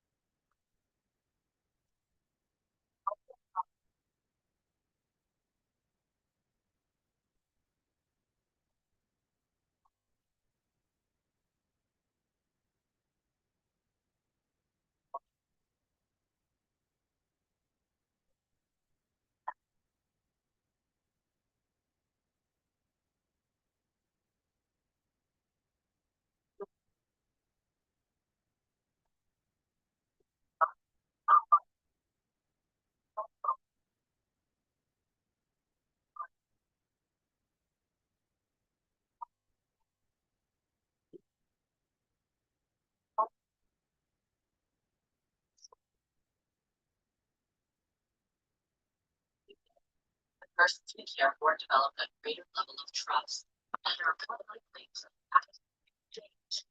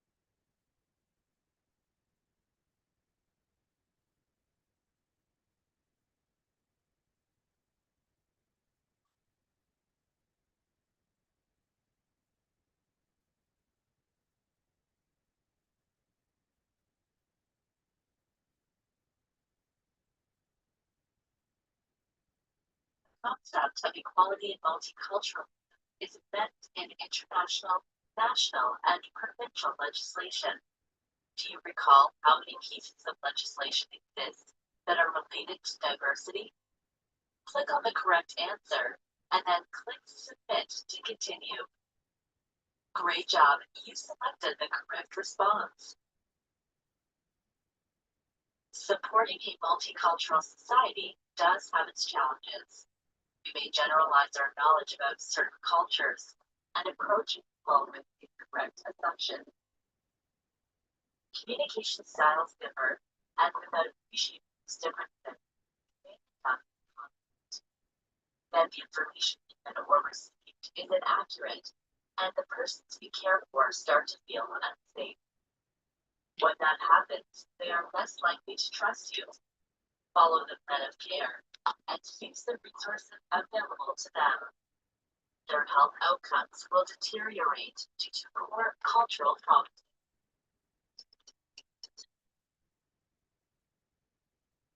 Consider this situation. A young woman lived in a small village in her home country. When she delivered her first child, she did so at home, like her mom, and all the months before that. Now, her husband at the local hospital. It scared her, all that equipment and monitors. She doesn't trust this family medicine and has decided not to go to her next appointment. She will find another way to do this. Creating a culturally safe environment recognizes that this young woman needs to express what she's feeling and what she needs. If she first self-workers in a girl language and culture, and to help the nurse and midwife incorporate some of the things that she experienced at home. She feels better now and will continue to meet with the nurse and midwife. Let's pause for a moment to check your learning so far. Answer this question by clicking on 1 or 2 or both. I can create cultural safety by 1. Self-reflection about my own culture, and or 2. Acquiring more knowledge. Click on the correct answer and then click on Submit to continue. Correct. Either solution can be applied to create cultural safety. In the self-reflection exercise, consider how you would like to respond to statements. Which ethnic you associate each of science, sports, and music,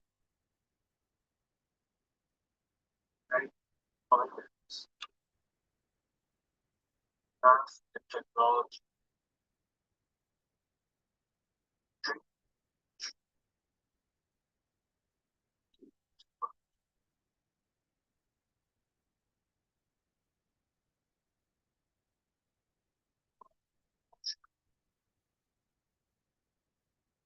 being surprised at how you respond, and be aware of how or why you feel this way.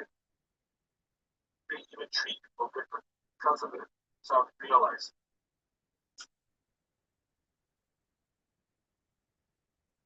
This concludes part 1. Learn about key terms and definitions, diversity in our country, assumptions, stereotypes, importance of providing cultural contribution, reflection. In this self-reflection exercise, discover. Now you are ready for part 2, knowledge and application. Please complete the quiz for part 1 first, and take part 2, found search library. Thank you for joining us today for Cultural Codes, part 1.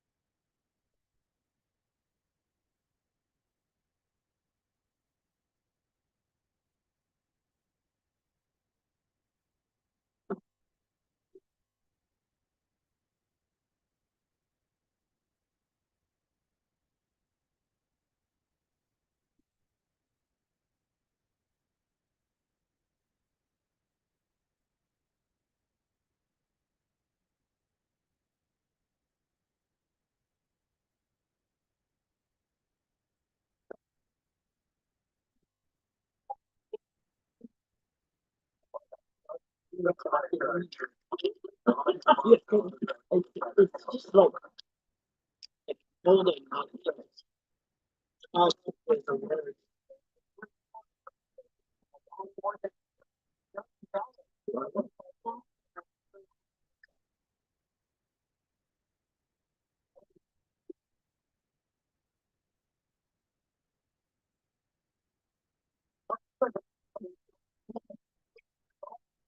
Fourth installment only earned $15 million, much lower than expected. This was a movie that cost more than $63 million to produce. Used Healthiest as the third spot with $9 million, and the Housemaid fell to fourth place with $8.5 million.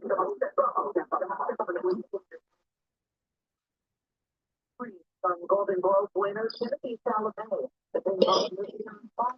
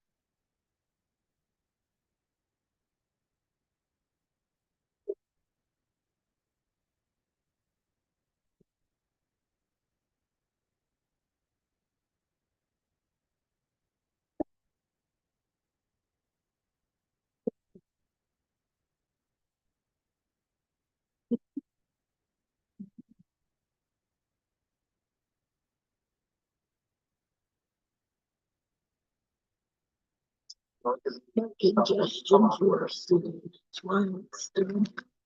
I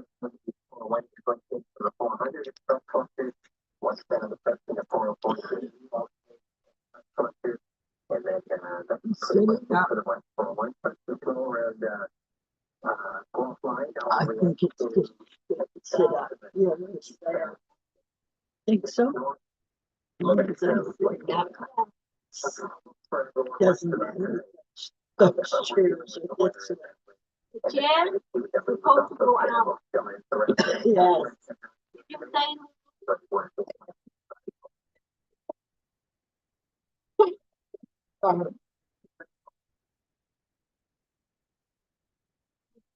Since it's like a different change.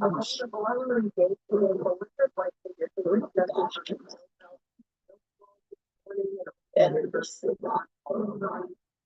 Also have the chance to work it like Thank you.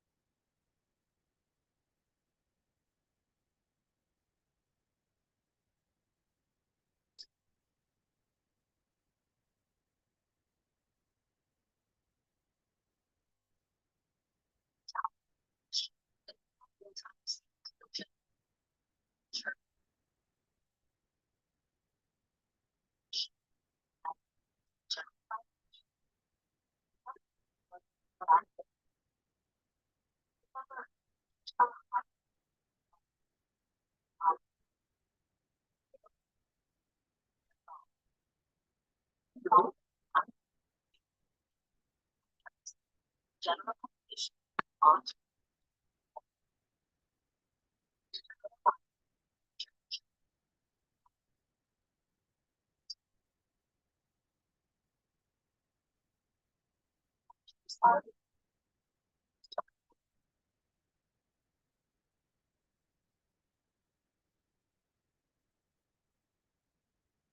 this generalization was based on traditional Asian culture.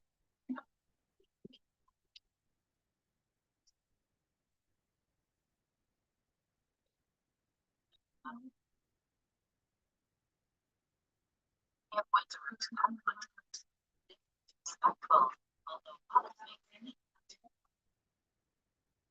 strong.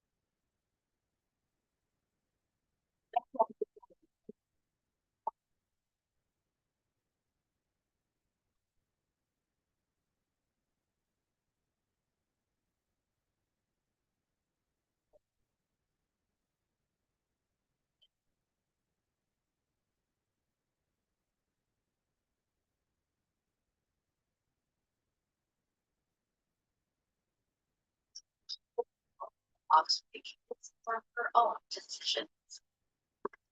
Direct eye contact is because hard.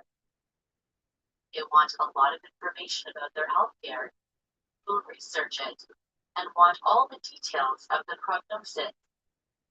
This helps them to make an individualized, autonomous decision.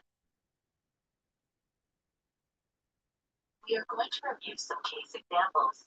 In each example, the diagnosis is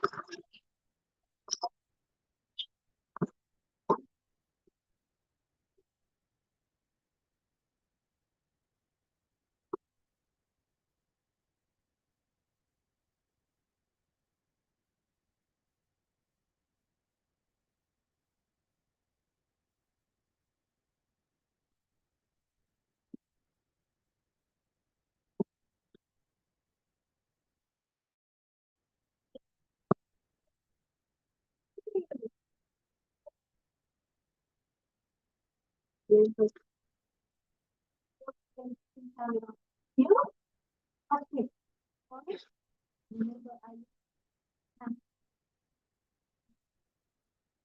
shift. Now you are busy. Mhm. Yeah. Oh.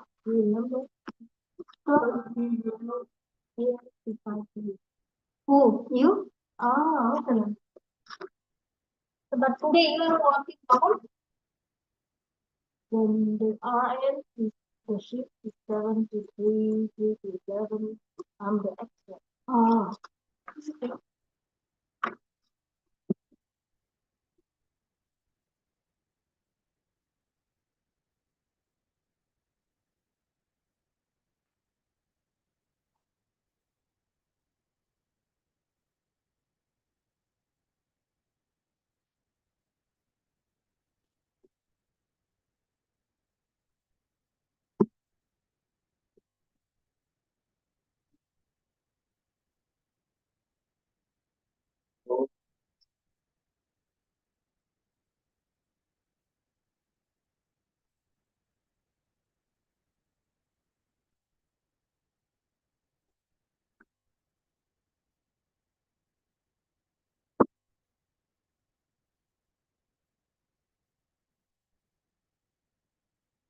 Okay.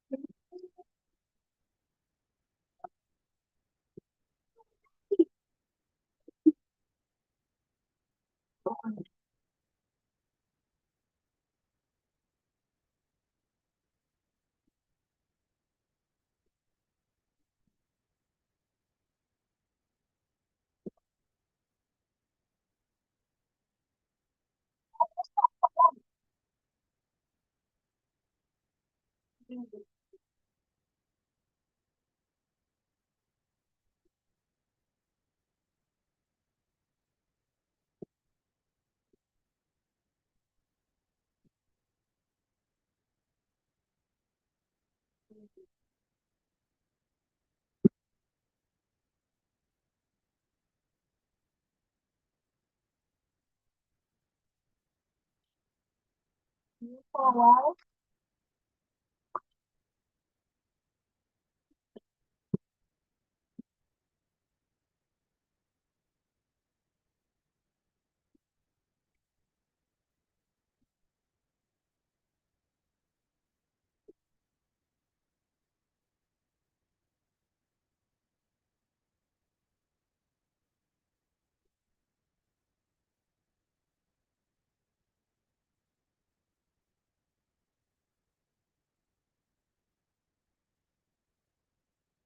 That's just from the fall. Yeah.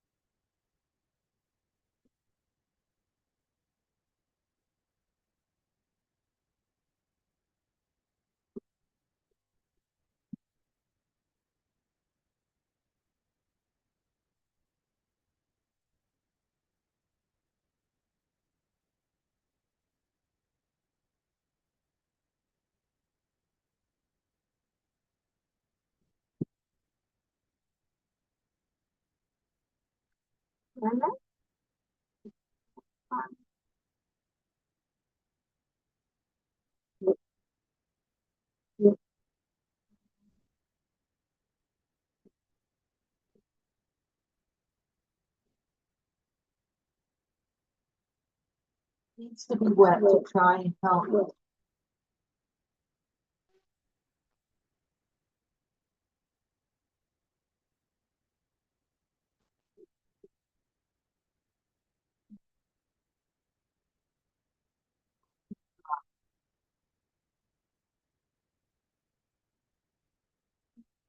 further look.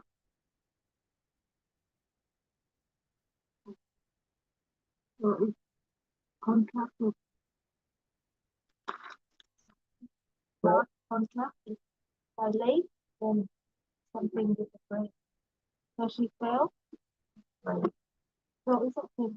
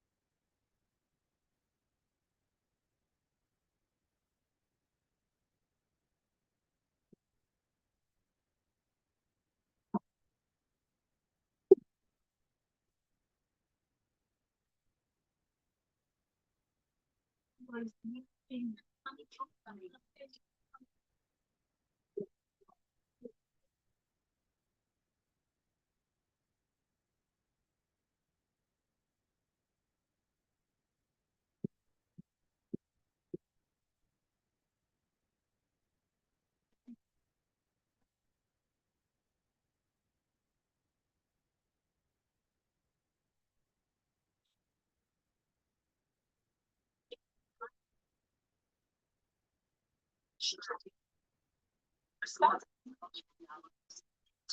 decision. Each one of these options. Click the link on the correct answer. And remove your 7 answers.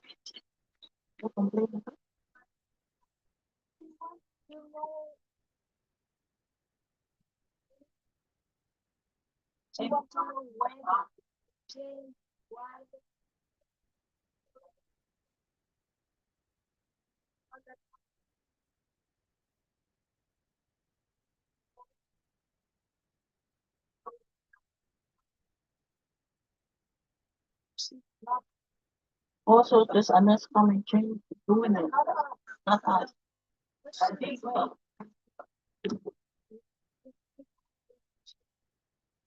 Oh, morning.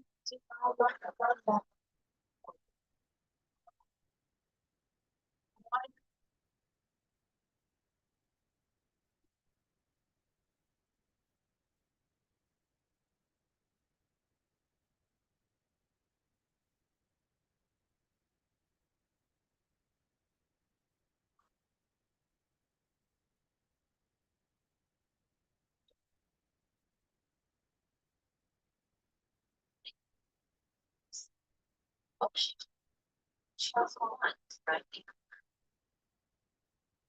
One, two.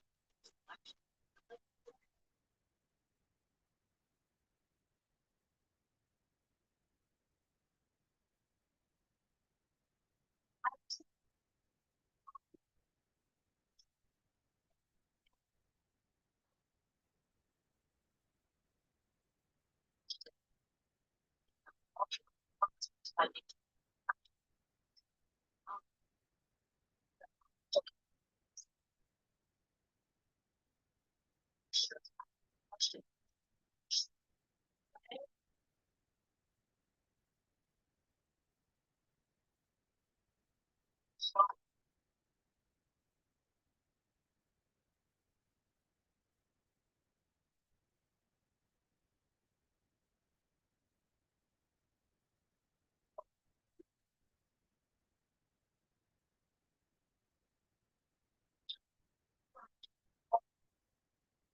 dysfunction.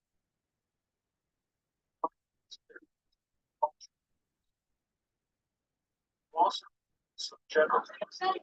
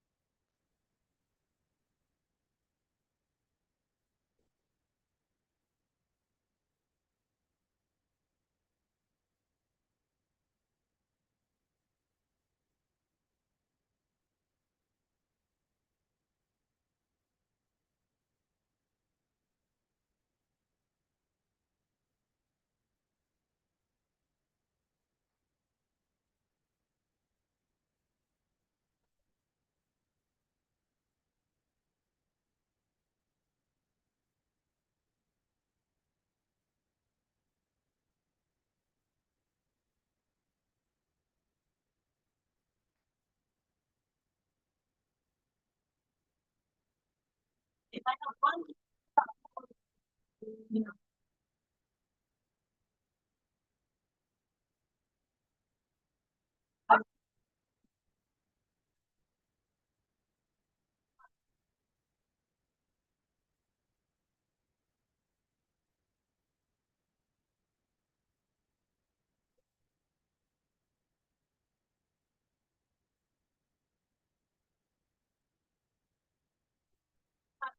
can you be kind to I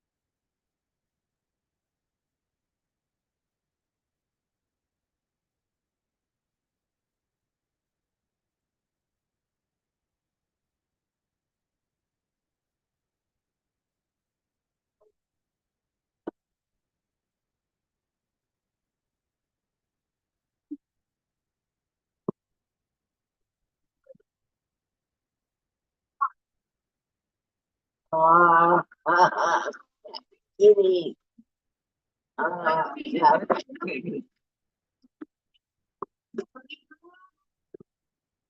You know, I say that it was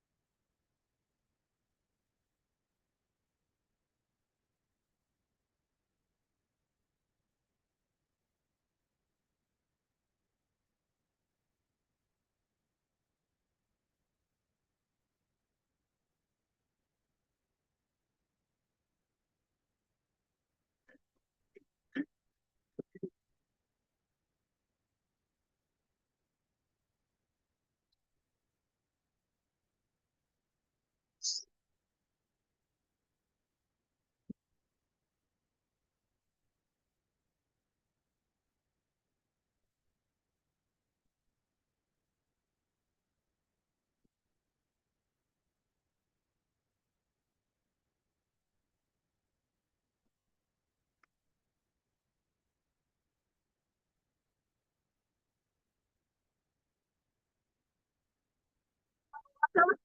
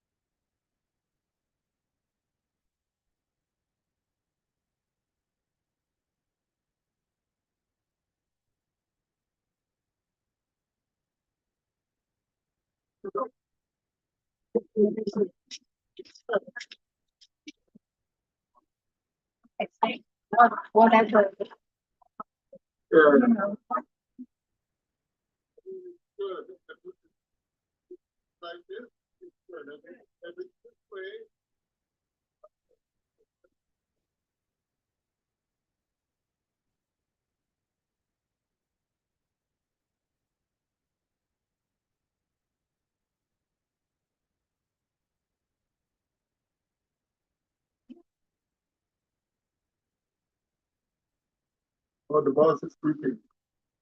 Guy's gonna get fired.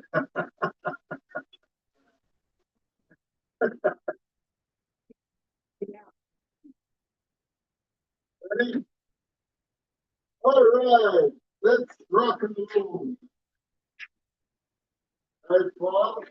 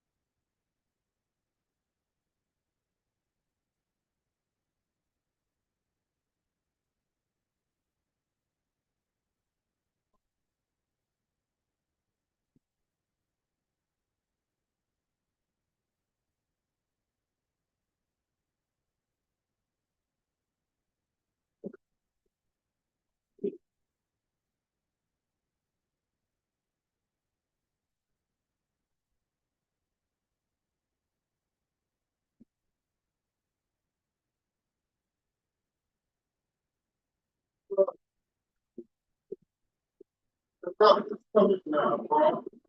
Don't worry. You're gonna get into your coffee.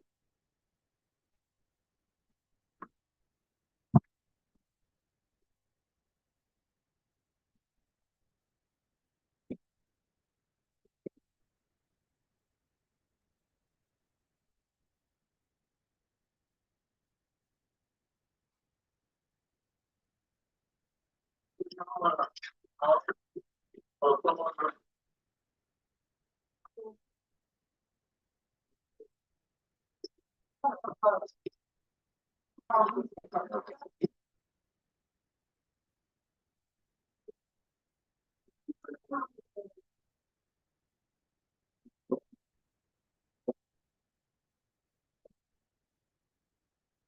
Francis, how about some fun?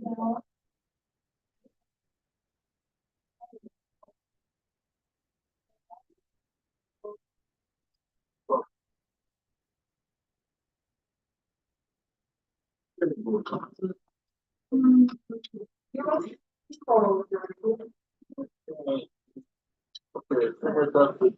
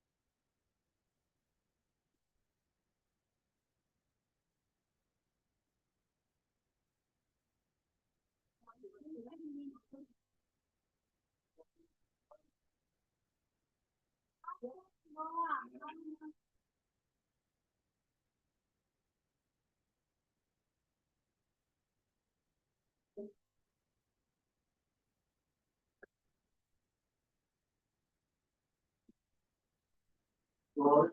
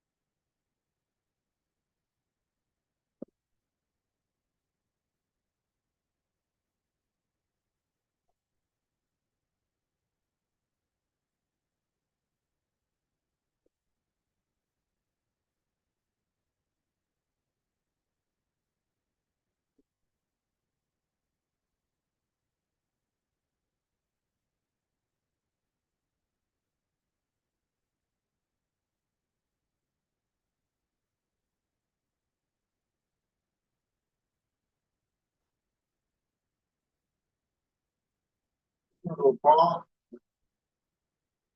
Ready?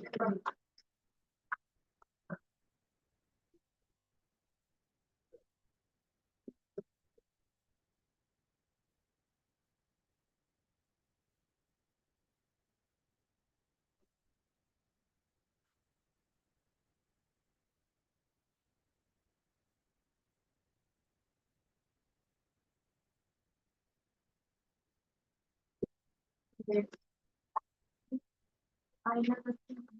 Oh, okay. Oh, that's my mom.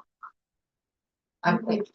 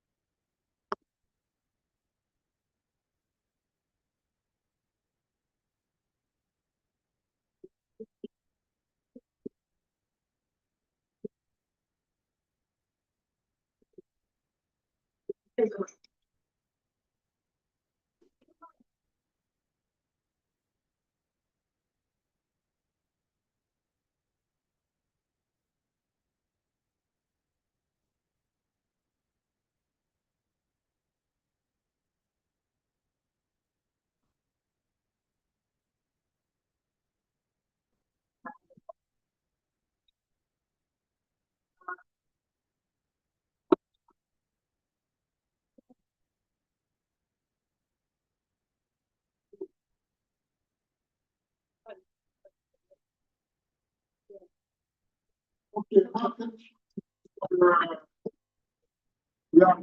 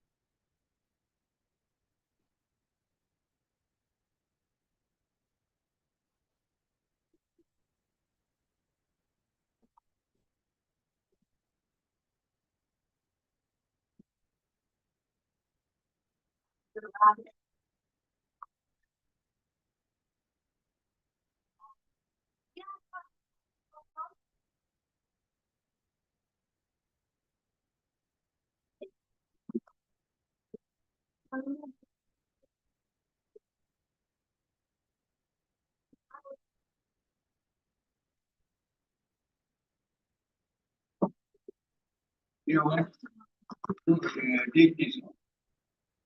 Take this.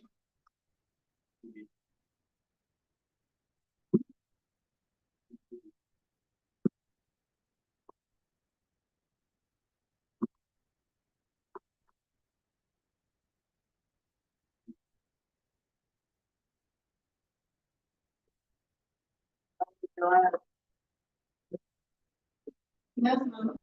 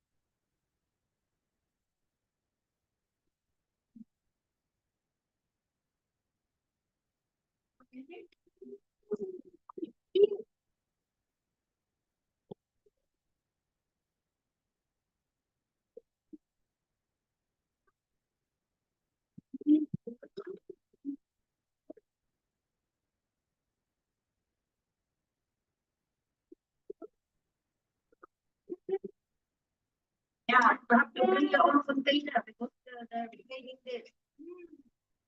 That's okay. Second year?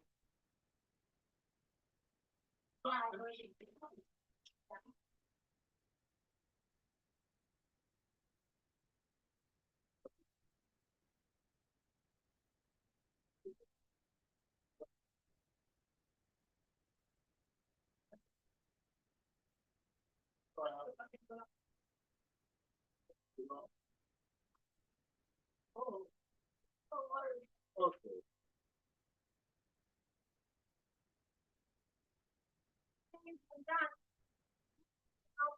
I'm done.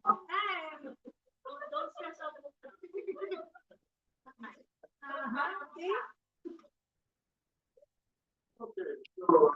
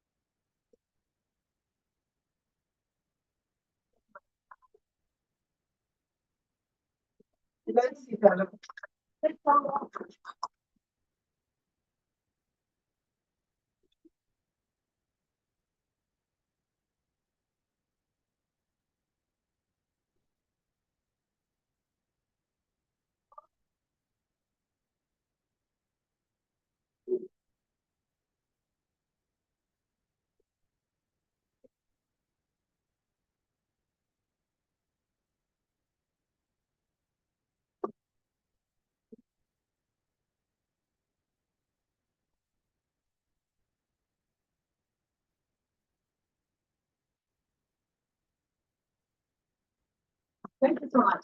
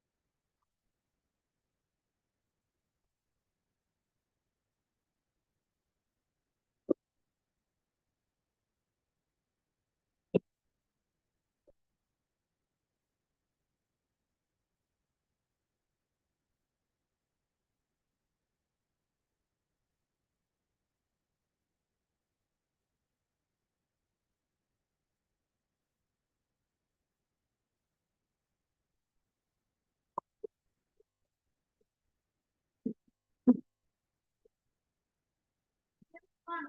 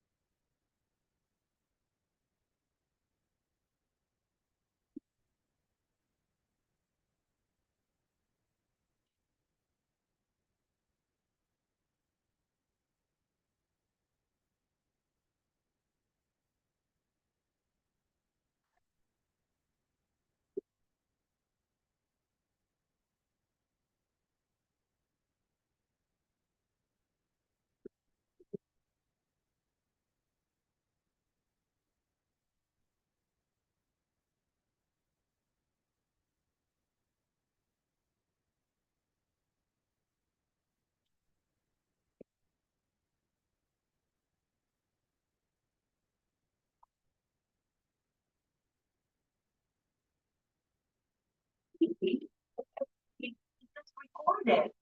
And then when they checked it, it comes on the that you know, and they come up picking up and they took them to a main building. So I don't know who the hell did it. And I don't know. So they don't know, they don't start. Neurology clinic doesn't do it all the clinic. Who did it? The thing that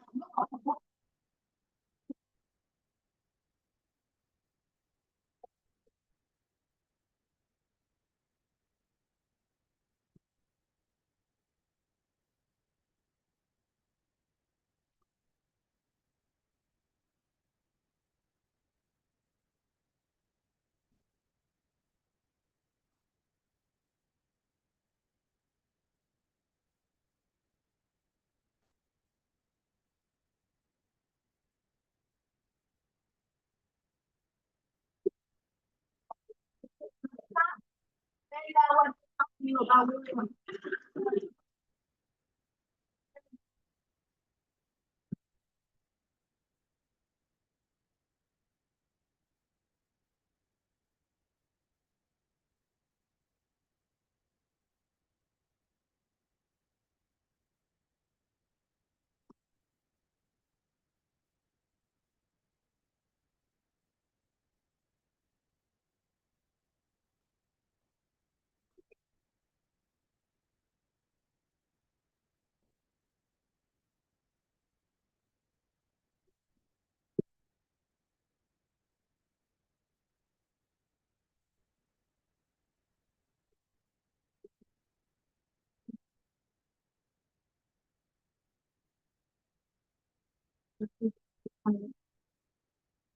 Okay, is that already defrost? Yeah.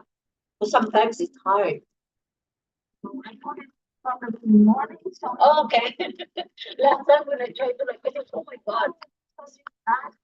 Yeah. To meditate. That's kind of anything. Yeah. I will come back later. What's that? Yeah. Okay. Thank you.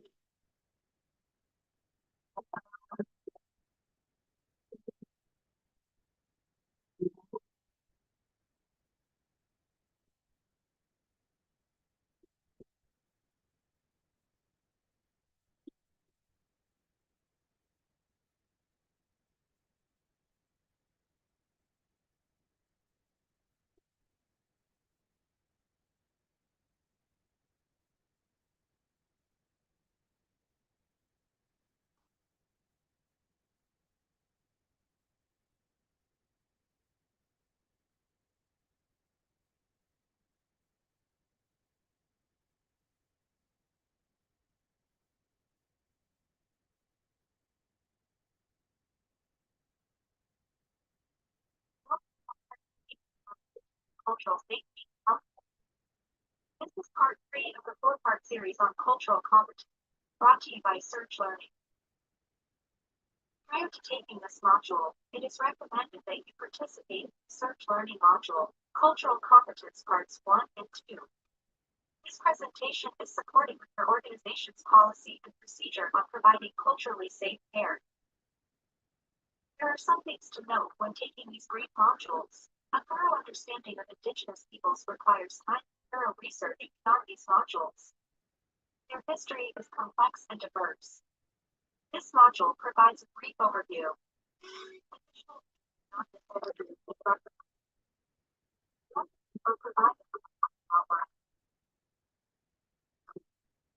of the module will review terms, historical events, and facts, including colonization, treaties, and legislation of residential schools, child welfare, 60s, forced sterilization. Indigenous peoples is a collective name for the original peoples of North America and their descendants. This includes 3 groups: First Nations, Inuit, and Métis. First Nations peoples include 616 distinct groups in Canada. First Nations were previously referred to as Indians, which has negative connotations and is no longer acceptable. Inuit refers to people who, before contact with Europeans, or Arctic race, once referred to as Eskimos. This term is no longer acceptable.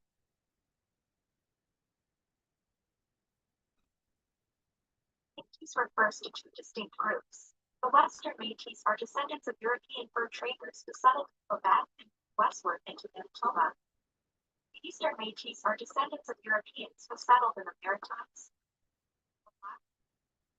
Each group is quite distinct in their traditions and practices.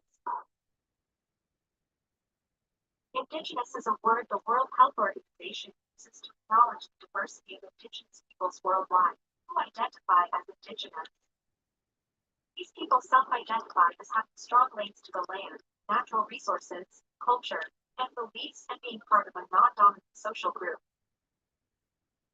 Canada has over 650 First Nation communities with 50 different nations and languages. This interactive map provides a profile of each nation. Each nation has a large cultural variation, so be sure not to assume or stereotype. Each person will have their own perspective on how to feel culturally safe in the healthcare system. You will only know this by asking, seeking knowledge, and getting support from the person's community. The Indian Act governs Indian status in Canada. It specifies how a person can be registered. Registered persons are eligible for rights, services, and benefits. Eligibility is based on descent in one's family. Not all Indigenous peoples have Indian status in Canada. Inuit and Métis peoples do not have status but are Indigenous to Canada. Non-status Indians are called treaty Indians. They trace their roots to Indians who signed treaties with the British or Canadian governments. Set different governing rules for status between the Indian communities and add complexity to the lives of indigenous peoples. Colonization was when Europeans took geographic and land control away from indigenous peoples. It included political and economic control. This caused sociocultural disruption to the people's way of life, forced relocation, displacement, residential schools, and the loss of traditional healers. The initial contact between Europeans and indigenous peoples was based on trust and peace, but this was quickly eroded.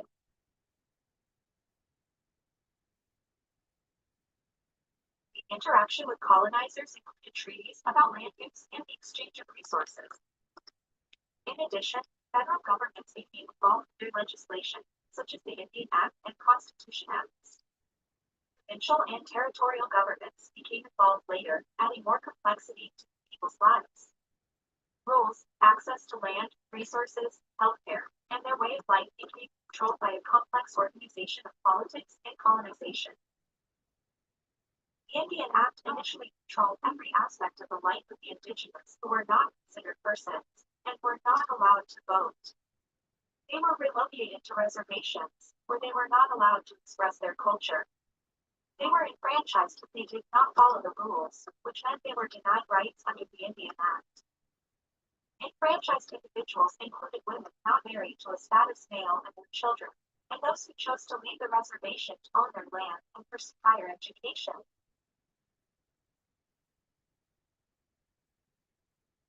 So, treaties and legislation, initially said to be solemn, peaceful treaties, became historic injustices of unfulfilled obligations. The current government is engaged in dialogue with indigenous peoples to understand these past issues and consider ways to move forward. The residential Christian school scandal will be a scar on our history forever. The federal government took over the education of indigenous children and sent them off to residential schools, sometimes for a whole year and far away from families. Over the years, residential schools have been government-sponsored religious boarding schools. Catholic missionaries developed the first residential facilities. However, residential schools became an enduring phenomenon with the creation of Anglican, Methodist, and Roman Catholic institutions. The Roman Catholic Church operated 3 kids.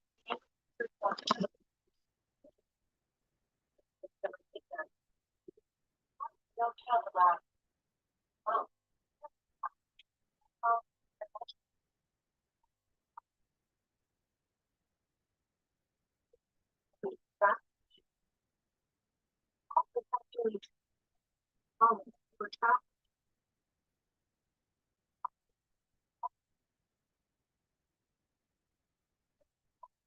For family life.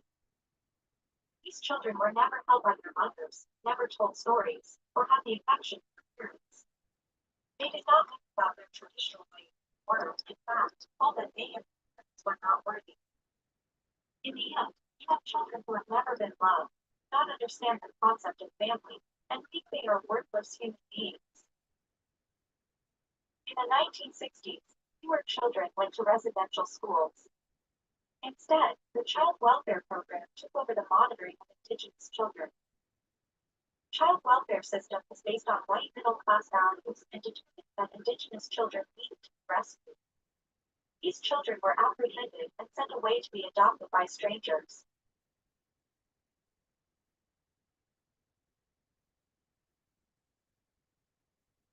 During the same time, women were forced or coerced into sterilizations or the use of high doses of birth control pills. This is indicative of widespread colonialism to control the numbers of indigenous peoples. It reinforced violence and discrimination against indigenous women.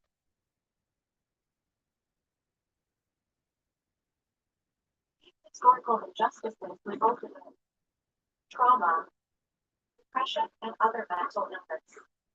Post-traumatic stress, dysfunctional individuals, which in turn led to dysfunctional families and communities.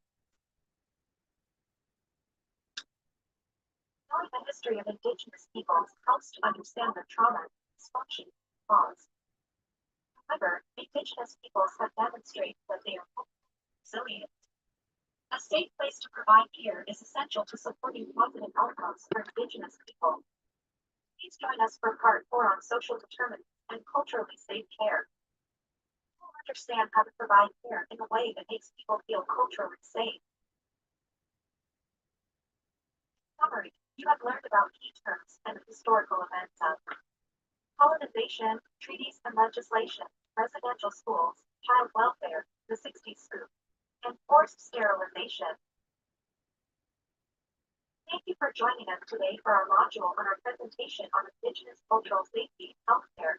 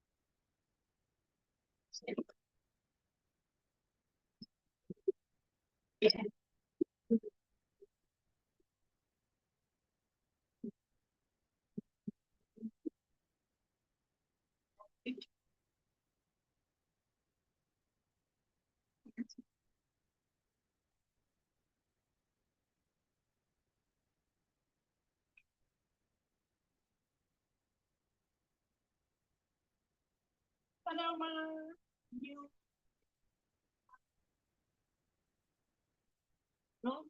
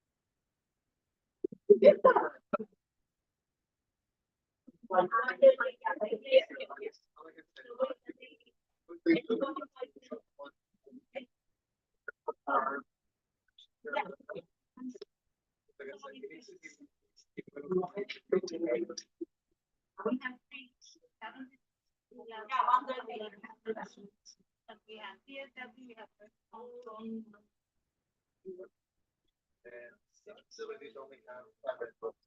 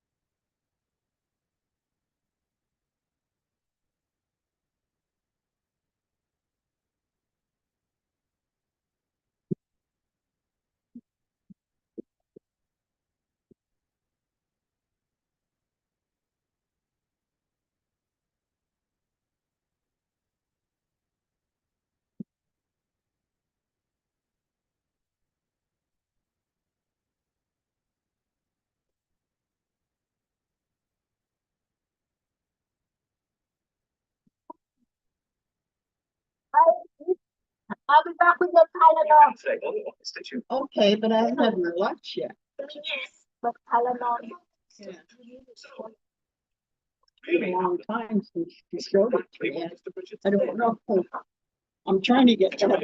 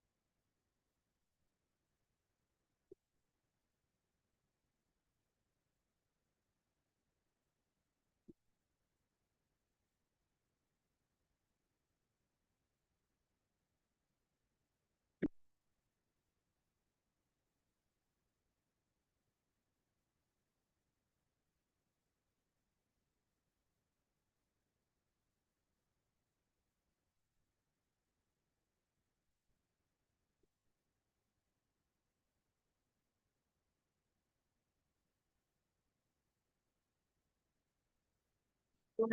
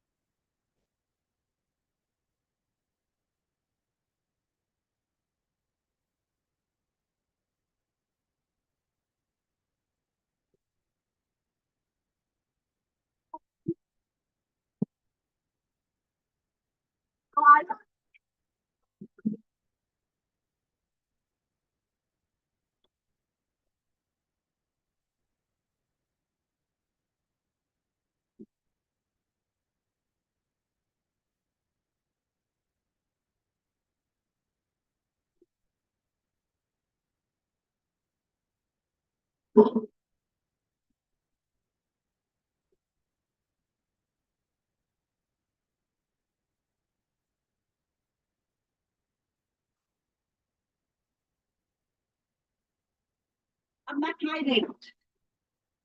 It's just my day off.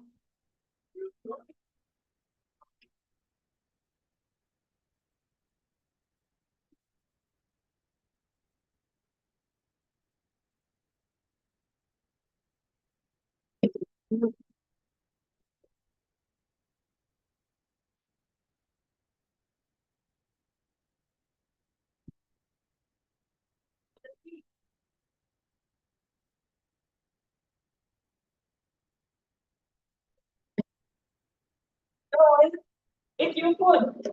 Got the tea here. There. Thank you, ma'am.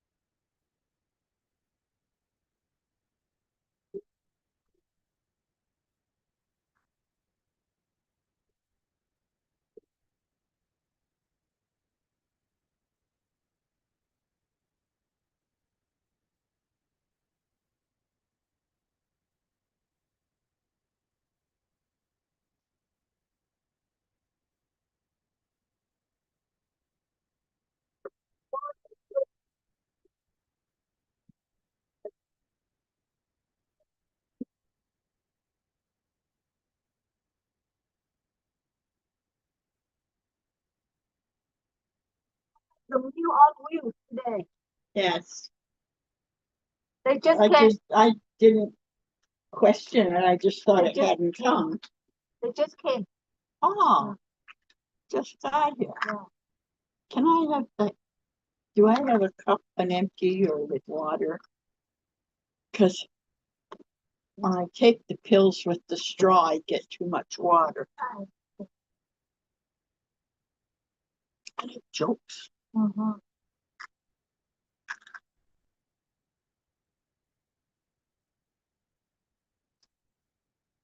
I had a purse exactly like that.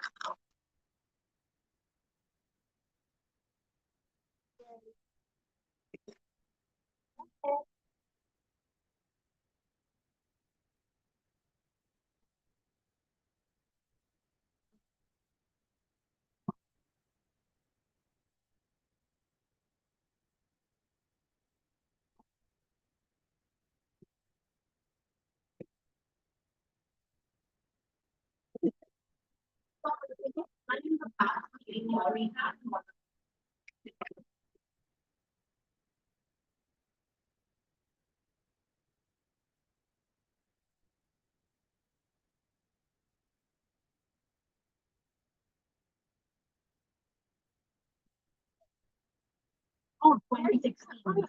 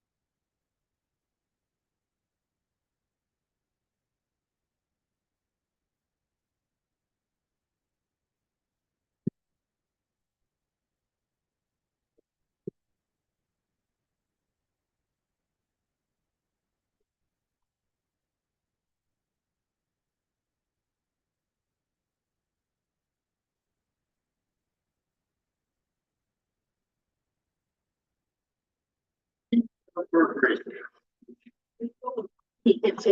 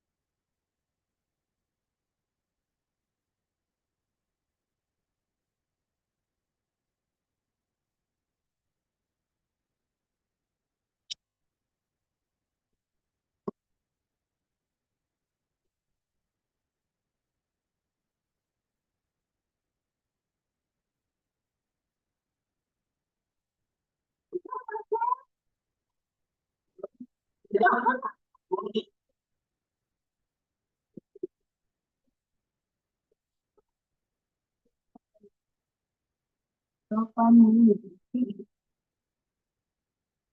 thiếu mai chưa thiếu mai chưa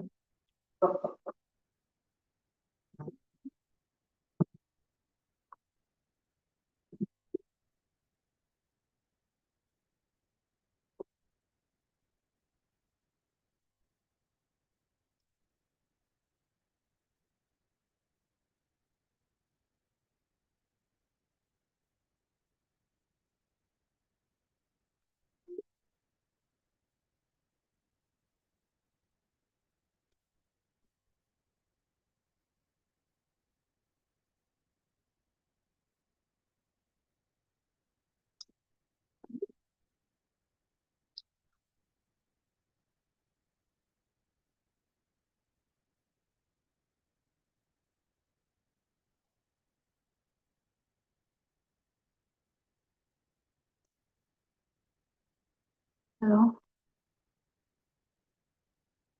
Hello em Linh nè. Tôi trên điện thoại cũng có đỏ tiền.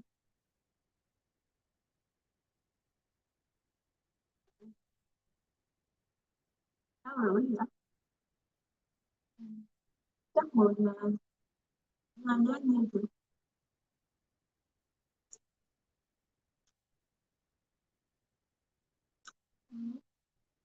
Thì nó xuống rồi mà.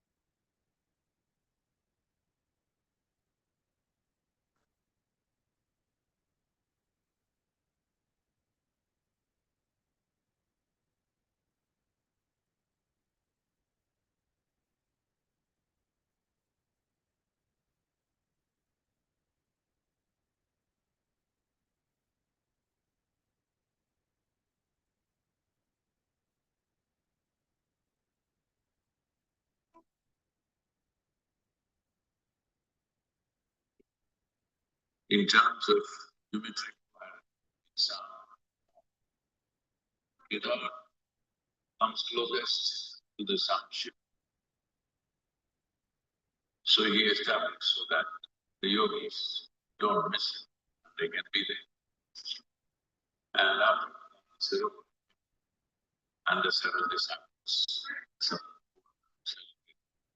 as the discs settle there for their pursuit of exposition and the teachings and other. So God Sarovar is the site of the very first yoga program.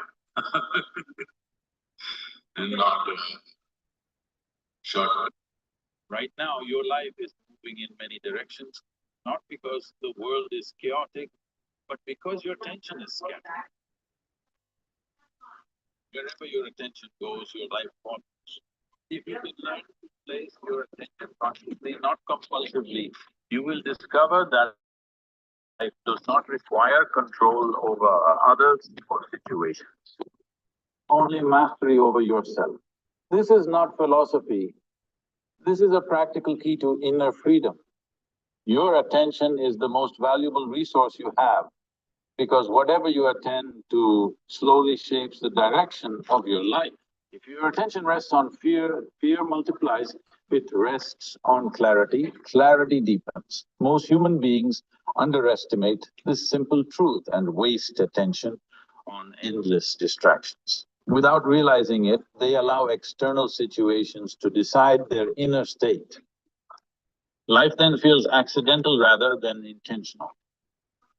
Many people believe they are living by choice, but in reality, their attention is constantly pulled by habits, emotions, and social influences.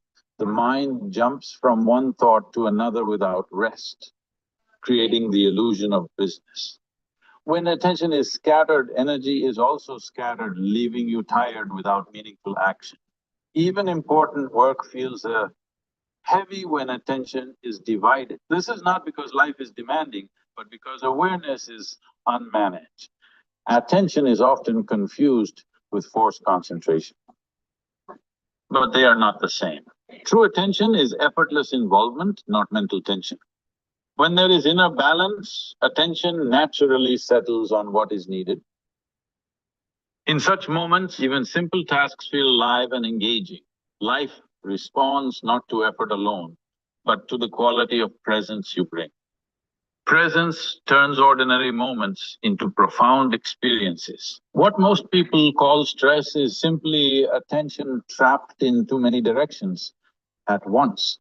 Part of the mind is in the past, part in imagined futures, and very little in the present. This constant splitting weakens inner stability. When attention is brought fully into the present action, stress loses its grip. The body relaxes, the mind clears, and action becomes efficient. If you place your attention completely on what you are doing right now, the mind stops wandering unnecessarily. Regret about yesterday and anxiety about tomorrow begin to fade. You are no longer reacting compulsively to every thought and emotion. Instead, you gain the space to respond consciously. This shift alone can transform the way you experience life. When attention becomes conscious, life stops being a series of reactions and starts becoming a deliberate process. External situations may still challenge you, but they no longer control you from within. Your inner equilibrium remains intact regardless of circumstances. This is true mastery, not over the world, but over yourself. When attention is mastered, life naturally comes into alignment. Your attention is the most precious resource, yet very few people handle it consciously. Wherever your attention goes, your thoughts, emotions, and actions naturally follow. This is how life slowly takes shape from within. When attention is unmanaged, life feels scattered and directionless. When it is steady, life begins to feel purposeful and clear. Most people believe they are choosing their lives through decisions and actions, but this is only partially true. In reality, their attention is constantly pulled by habits, emotional patterns, and external influences. Social expectations, digital noise, and unconscious desires quietly dictate where attention rests. Without awareness, people react instead of choosing. What feels like choice is often compulsion in disguise. When attention is repeatedly dragged outward, inner energy becomes fragmented. This fragmentation creates a sense of restlessness and dissatisfaction. Even when nothing is wrong, the mind keeps searching for something else. Productivity drops not because of lack of ability, but lack of presence. Life becomes tiring because attention is never fully here. Attention does not require force or strain to be effective. Forced concentration creates tension, while natural attention arises from inner involvement. When you are genuinely present, attention settles effortlessly. In this state, even ordinary actions carry depth and intensity. Presence transforms simple moments into meaningful experiences. Much of what people call stress is simply attention stretched across too many concerns. Part of the mind is stuck in memory, another part is lost in imagination. Very little attention remains for the present moment. This division weakens mental and emotional stability. When attention returns to what is happening now, stress begins to dissolve naturally. As attention becomes conscious, reactions lose their power over you. Situations may remain the same, but your experience of them changes. You begin to respond with clarity instead of impulse. Inner balance becomes more stable and dependable. Mastery of attention is not control over life, but freedom within it. When your attention is scattered, your energy is scattered, and this happens silently without you noticing it. You may be active all day, yet feel strangely drained by evening. This is because your mind keeps jumping from one thing to another. Every jump consumes energy without producing clarity. Over time, this creates exhaustion without fulfillment. When energy is divided, even simple tasks begin to feel heavy and resistant. What could be done joyfully in a few moments starts to feel like a burden. You may blame the work, the situation, or the people around you. In truth, the problem is not the task itself. The problem is that your attention is not fully there. Half the mind is elsewhere, creating inner friction. A scattered mind is constantly negotiating with itself. One part wants to act, another part wants distraction, and another part is lost in thought. This internal conflict drains energy more than physical effort ever could. The body may be capable, but the mind feels unwilling. Over time, this creates frustration and loss of enthusiasm. Life then feels like effort instead of expression. When attention is gathered into one direction, energy naturally aligns. There is no need to push or motivate yourself forcefully. Action flows smoothly because there is no inner resistance. Even demanding work feels lighter when attention is whole. This is why focused moments often feel timeless and energizing. You do not feel tired because energy is not leaking. Most people try to fix exhaustion with rest, entertainment, or stimulation. These may give temporary relief, but they do not address the root cause. The real issue is unmanaged attention, not lack of sleep or motivation. When attention is constantly pulled outward, rest does not fully restore you. True rest happens when attention becomes still and centered. If you learn to place your attention consciously, life regains depth and vitality. You begin to experience involvement rather than struggle. Simple actions become satisfying, not because they changed, but because you changed. Energy that was once scattered becomes available to you. This is when effort turns into ease and living becomes natural. Attention is often misunderstood as something that must be forced through discipline and pressure. People try to focus and struggle with their minds, believing effort will create attention. This only leads to tension and fatigue. Forced focus may work briefly, but it cannot last. True attention arises naturally when the inner state is balanced. When there is inner conflict, attention becomes unstable. One part of you wants to do something, another part resists it. In this state, no amount of force can hold attention for long.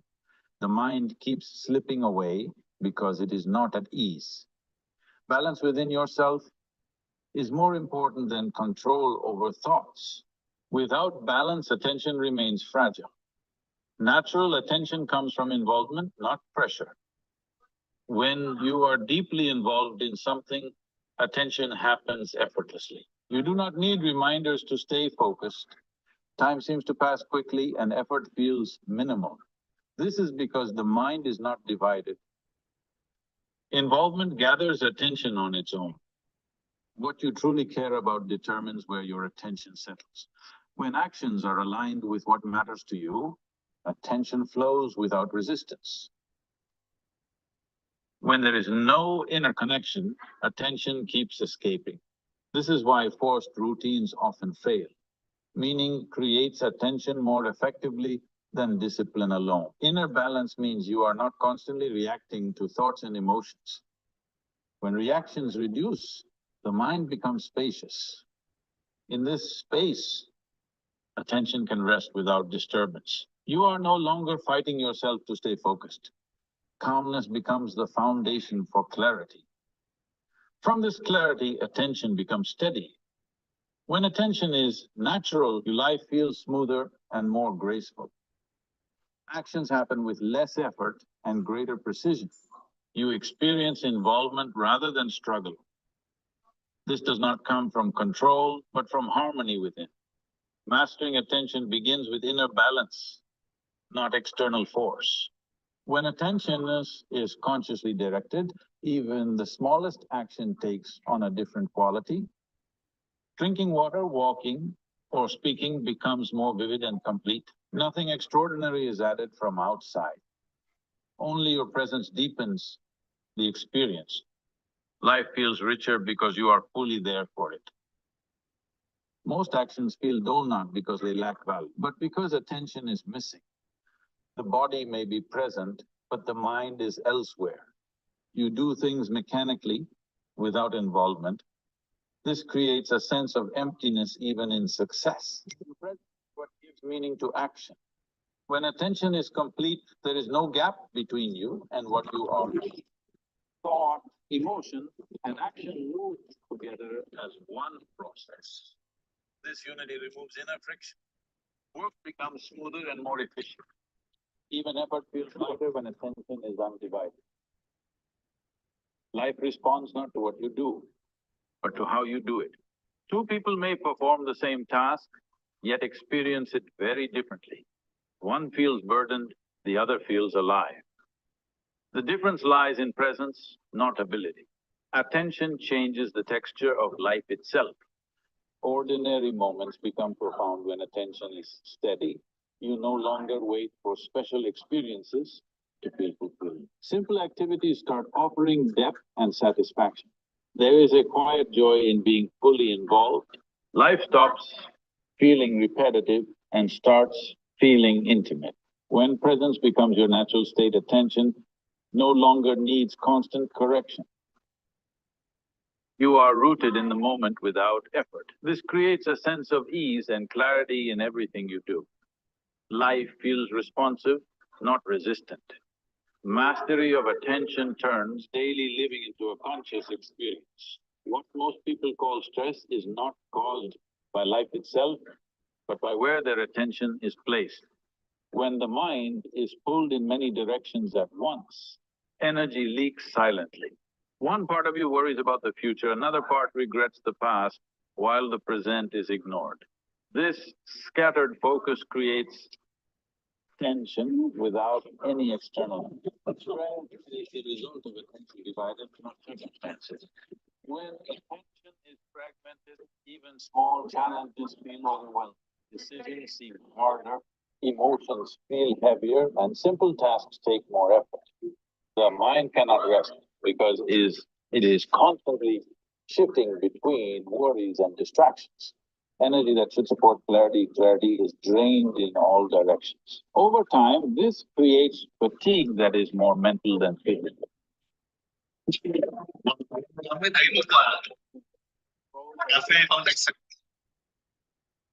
This approach really works because the real problem is inside, not outside.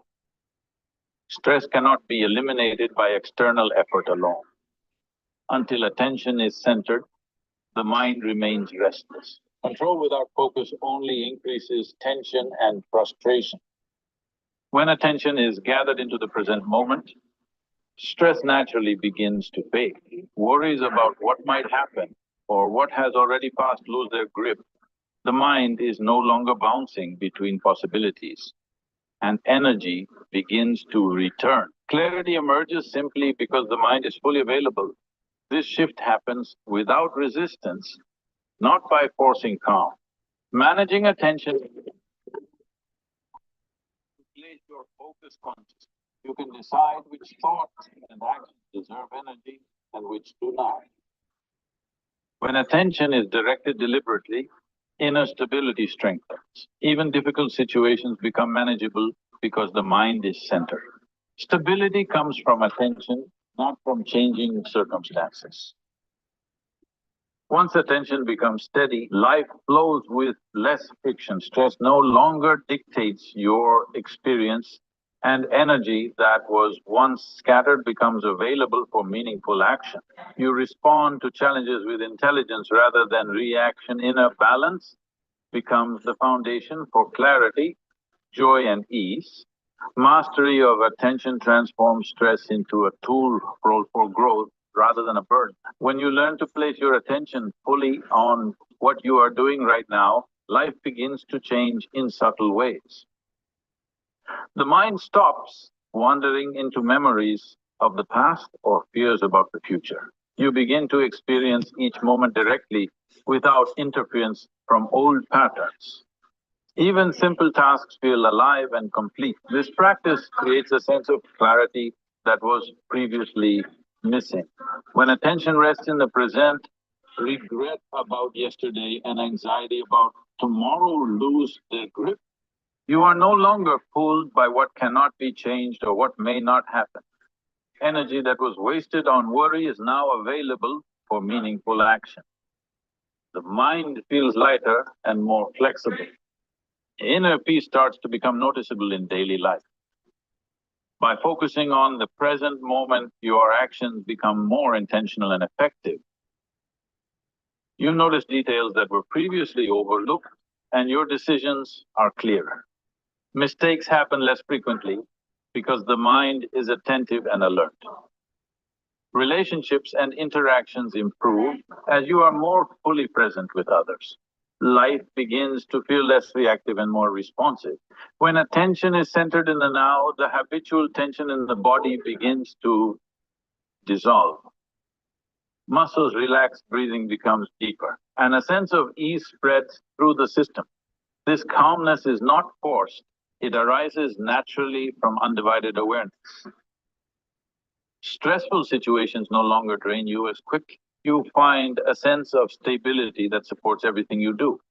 As your focus on the present deepens, creativity and insight increase. The mind sees connections and solutions that were hidden when it was scattered. Problem solving becomes effortless because attention is concentrated on what matters most. You feel more capable and confident in handling life's challenges. Each moment becomes a fertile ground for growth and understanding. Mastering attention in the present moment transforms ordinary life into something extraordinary. You experience life directly rather than through distraction or habit. Joy, clarity, and effectiveness naturally arise when attention is fully engaged. This practice is not about escaping the past or controlling the future. It is about being fully alive right now, moment by moment. When you master your attention, you gain the ability to step back from compulsive reactions. The mind stops automatically every thought or emotion that arises. Instead of being pulled by impulses, you can observe them calmly. This pause allows clarity to emerge naturally. Actions then come from intelligence rather than habit.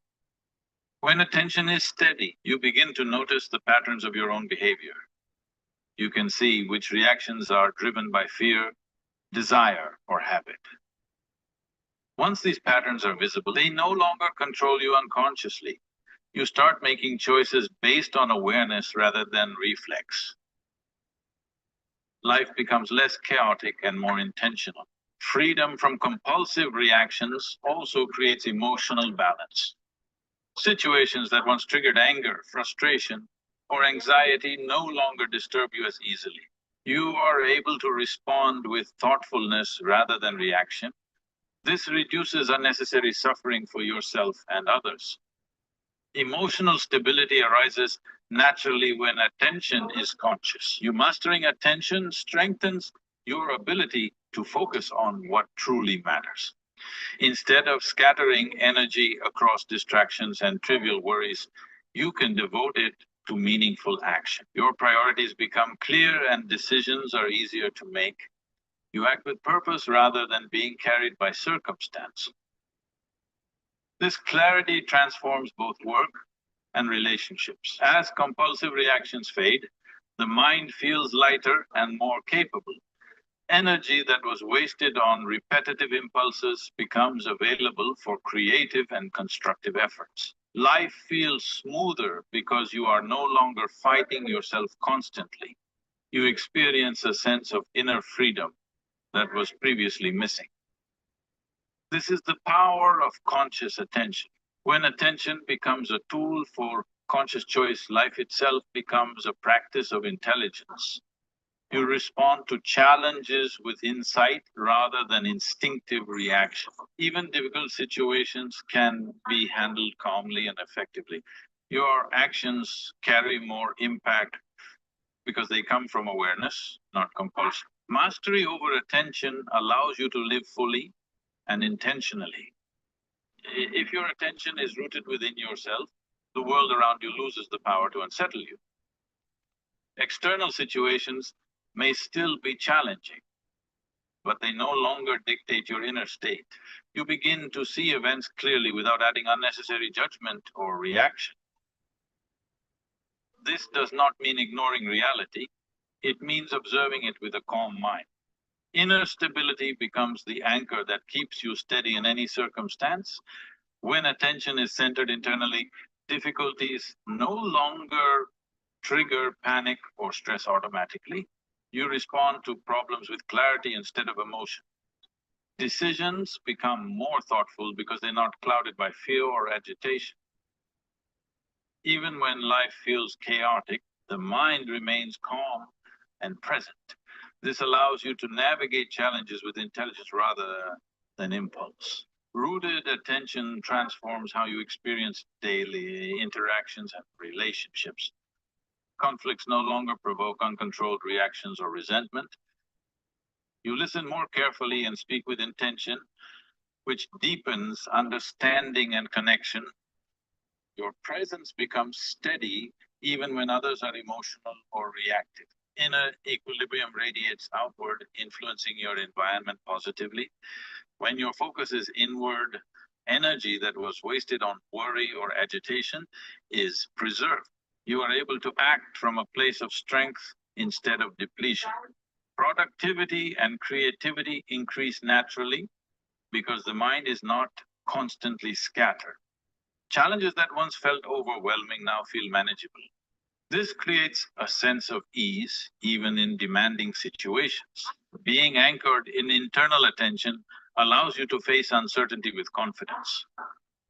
Life is unpredictable, but your inner balance ensures that unexpected events do not derail you. You develop resilience because your sense of stability comes from within, not from controlling outcomes. This confidence is quiet but deeply empowering. Challenges become opportunities to exercise awareness and intelligence. When attention is consistently rooted within, life itself becomes a practice of conscious presence. External circumstances may still change, but your inner state remains unshaken. You respond to life instead of reacting to it, which transforms ordinary moments into meaningful experiences. Mastery of attention leads to freedom, clarity, and a deep sense of fulfillment. Life begins to flow with ease, and you discover a profound inner strength that no outside event can take away. When attention is fully under your control, the mind stops wandering and life becomes clearer. You no longer allow trivial thoughts or distractions to dictate your mood. Energy that was once scattered begins to gather into a focused stream. Tasks that once felt overwhelming become manageable. The world appears less chaotic when your inner focus is steady. Mastering attention allows you to act intentionally rather than react automatically. Impulsive behaviors and emotional outbursts lose their power over you. You begin to see situation as they are without unnecessary distortions. This clarity brings confidence and calmness to every decision you make. Life feels less like struggle and more like deliberate creation. When attention is concentrated, your inner energy multiplies naturally. Instead of wasting effort on scattered thoughts, you channel it into meaningful action. Productivity increases without extra strain, and challenges are met with composure. The mind becomes a tool rather than a source of distraction. Every action begins to carry precision and purpose. A focused mind also enhances perception and understanding. You notice details that were previously overlooked, and relationships deepen through full presence.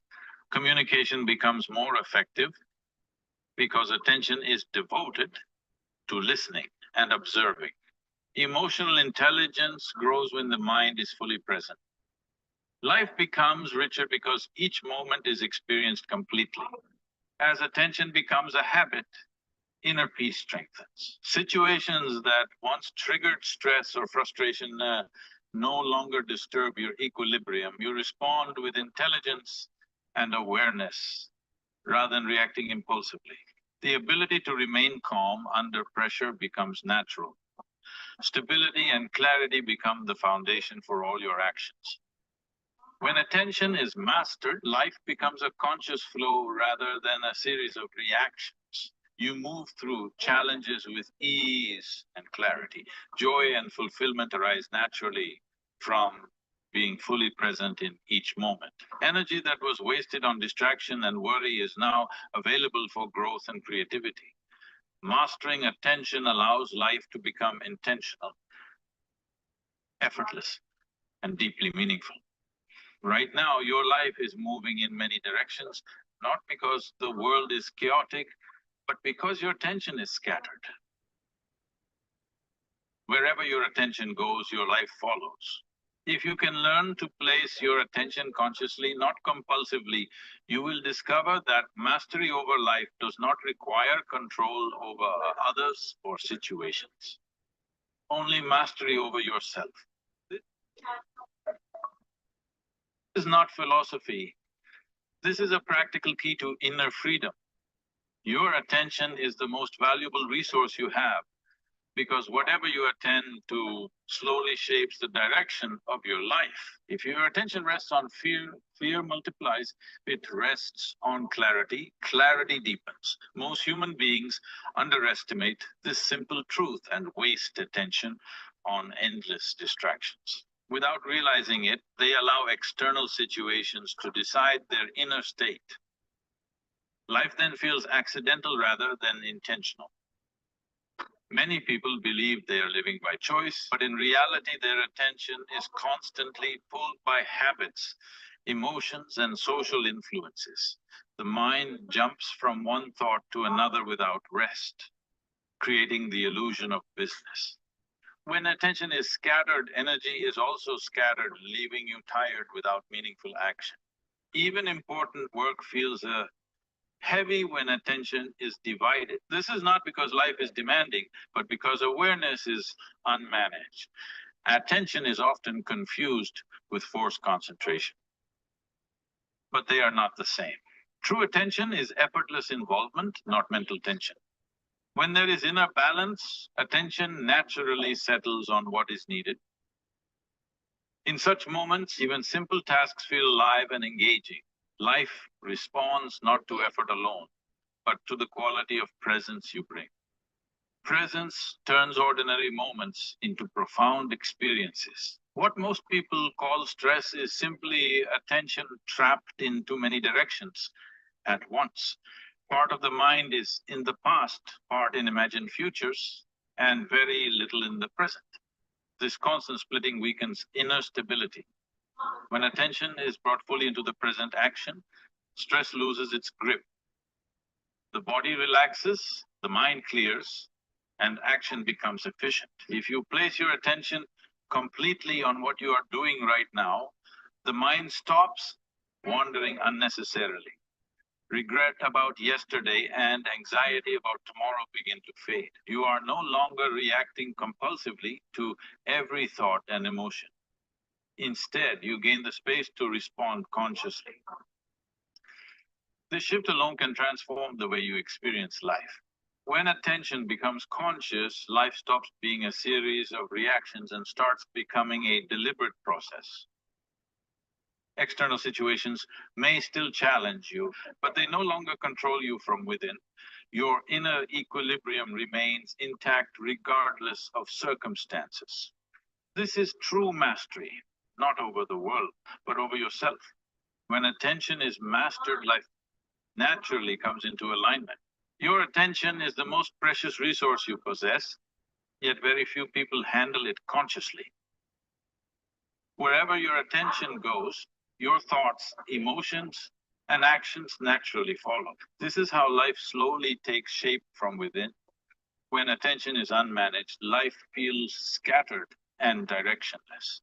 When it is steady, life begins to feel purposeful and clear. Most people believe they are choosing their lives through decisions and actions, but this is only partially true. In reality, their attention is constantly pulled by habits, emotional patterns, and external influences. Social expectations, digital noise, and unconscious desires quietly dictate where attention rests. Without awareness, people react instead of choosing. What feels like choice is often compulsion in disguise. When attention is repeatedly dragged outward, inner energy becomes fragmented. This fragmentation creates a sense of restlessness and dissatisfaction. Even when nothing is wrong, the mind keeps searching for something else. Productivity drops not because of lack of ability, but lack of presence. Life becomes tiring because attention is never fully here. Attention does not require force or strain to be effective. Forced concentration creates tension, while natural attention arises from inner involvement. When you are genuinely present, attention settles effortlessly. In this state, even ordinary actions carry depth and intensity. Presence transforms simple moments into meaningful experiences. Much of what people call stress is simply attention stretched across too many concerns. Part of the mind is stuck in memory, another part is lost in imagination. Very little attention remains for the present moment. This division weakens mental and emotional stability. When attention returns to what is happening now, stress begins to dissolve naturally. As attention becomes conscious, reactions lose their power over you. Situations may remain the same, but your experience of them changes. You begin to respond with clarity instead of impulse. Inner balance becomes more stable and dependable. Mastery of attention is not control over life, but freedom within it. When your attention is scattered, your energy is scattered, and this happens silently without you noticing it. You may be active all day, yet feel strangely drained by evening. This is because your mind keeps jumping from one thing to another. Every jump consumes energy without producing clarity. Over time, this creates exhaustion without fulfillment. When energy is divided, even simple tasks begin to feel heavy and resistant. What could be done joyfully in a few moments starts to feel like a burden. You may blame the work, the situation, or the people around you. In truth, the problem is not the task itself. The problem is that your attention is not fully there. Half the mind is elsewhere, creating inner friction. A scattered mind is constantly negotiating with itself. One part wants to act, another part wants distraction, and another part is lost in thought. This internal conflict drains energy more than physical effort ever could. The body may be capable, but the mind feels unwilling. Over time, this creates frustration and loss of enthusiasm. Life then feels like effort instead of expression. When attention is gathered into one direction, energy naturally aligns. There is no need to push or motivate yourself forcefully. Action flows smoothly because there is no inner resistance. Even demanding work feels lighter when attention is whole. This is why focused moments often feel timeless and energizing. You do not feel tired because energy is not leaking. Most people try to fix exhaustion with rest, entertainment, or stimulation. These may give temporary relief, but they do not address the root cause. The real issue is unmanaged attention, not lack of sleep or motivation. When attention is constantly pulled outward, rest does not fully restore you. True rest happens when attention becomes still and centered. If you learn to place your attention consciously, life regains depth and vitality. You begin to experience involvement rather than struggle. Simple actions become satisfying, not because they changed, but because you changed. Energy that was once scattered becomes available to you. This is when effort turns into ease and living becomes natural. Attention is often misunderstood as something that must be forced through discipline and pressure. People try to focus and struggle with their minds, believing effort will create attention. This only leads to tension and fatigue. Forced focus may work briefly, but it cannot last. True attention arises naturally when the inner state is balanced. When there is inner conflict, attention becomes unstable. One part of you wants to do something, another part resists it. In this state, no amount of force can hold attention for long. The mind keeps slipping away because it is not at ease. Balance within yourself is more important than control over thoughts. Without balance, attention remains fragile. Natural attention comes from involvement, not pressure.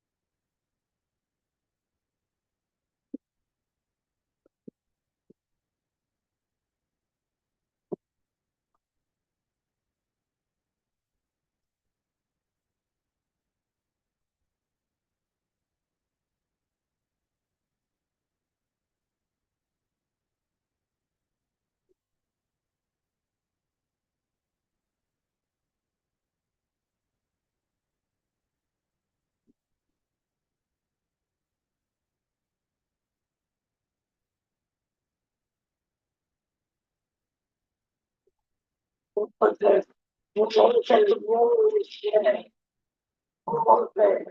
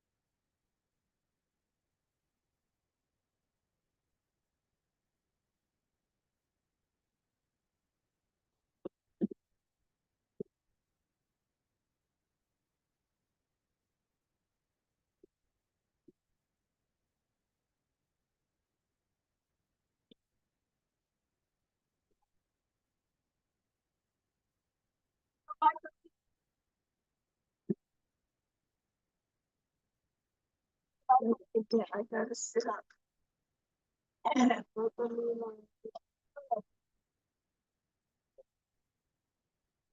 Sleep. Said to do something. Yeah. Like the moon.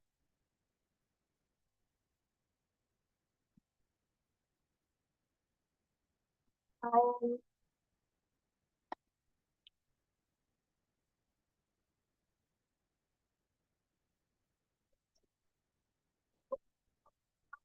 yeah.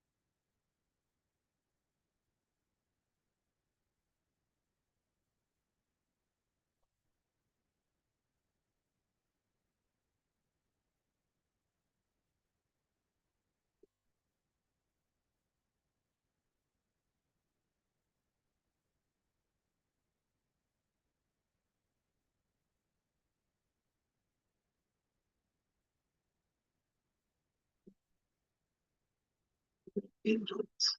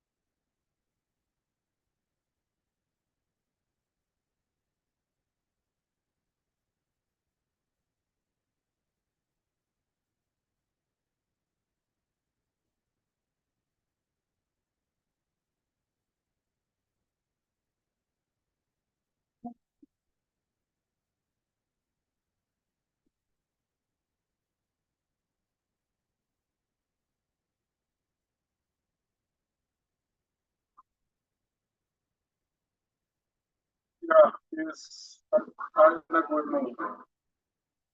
There's nothing a good movie, right? That's it. Yeah, Francis.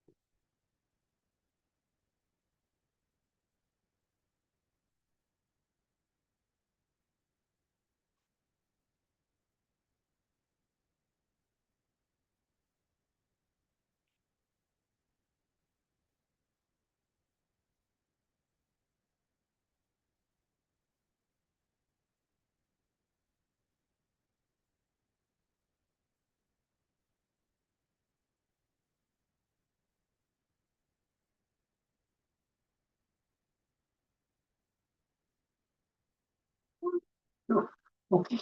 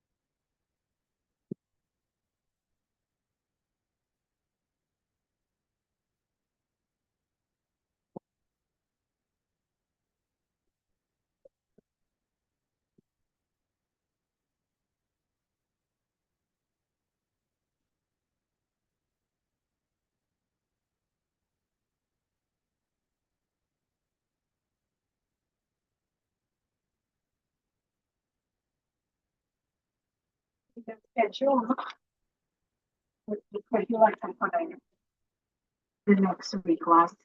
So I just got a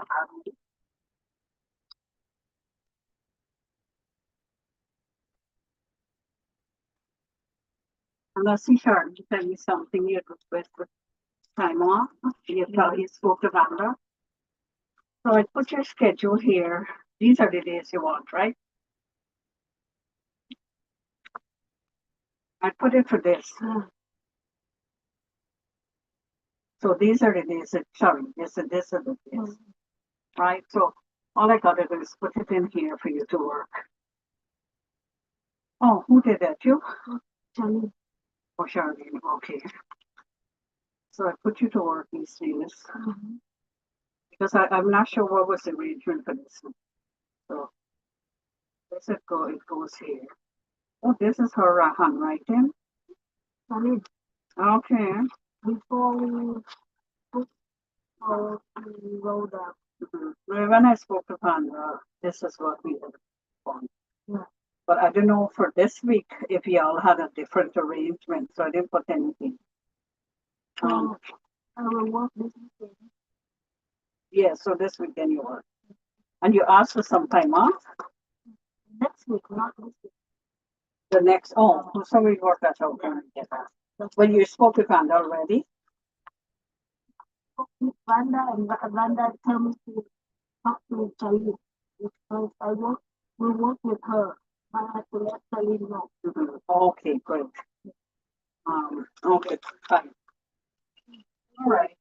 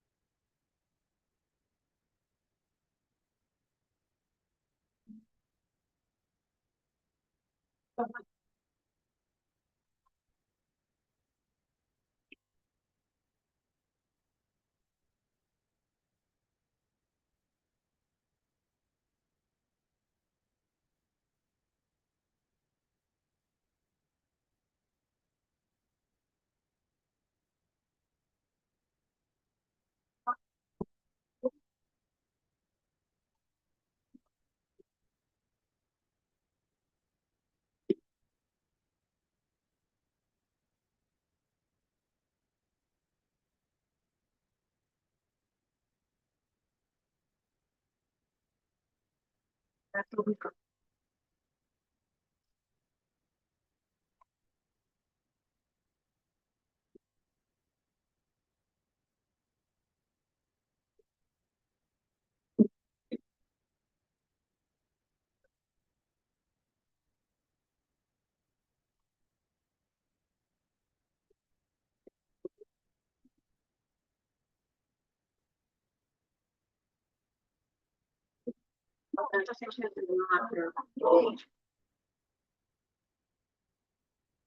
I think I'm gonna ask them, did you be in here, we still gotta get somebody to fill it, when these people go on training?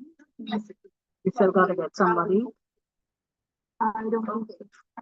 We have already, yeah, that's what I'm saying here, but I'm not sure.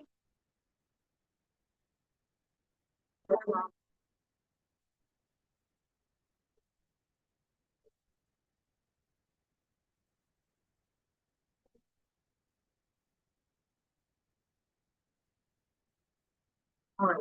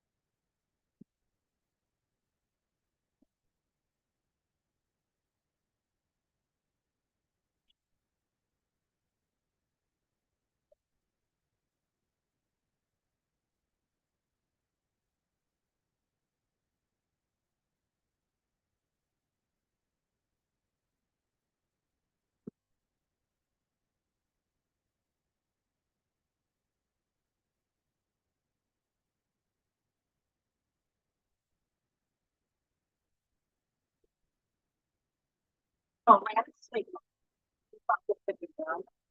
Wonder. Wednesday, can you come in at 7? The first instead? I can hear.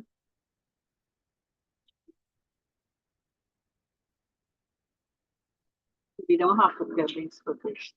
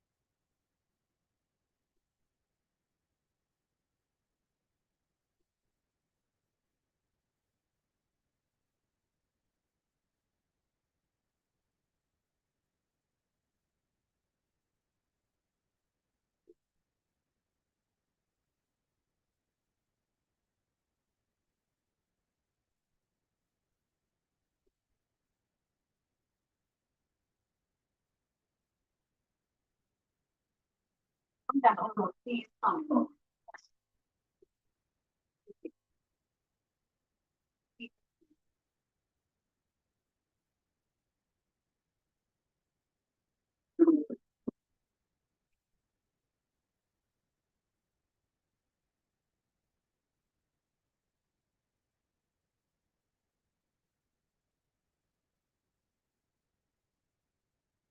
One. I'll be back.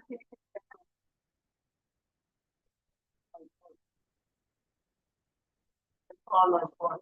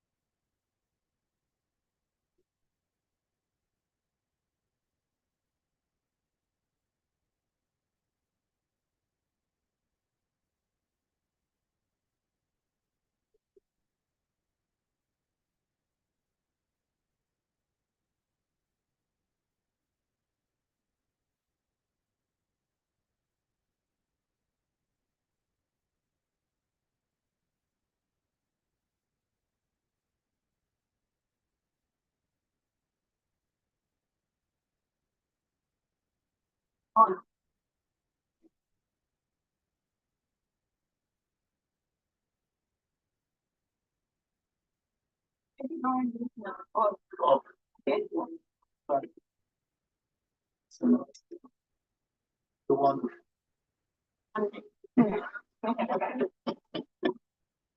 Okay.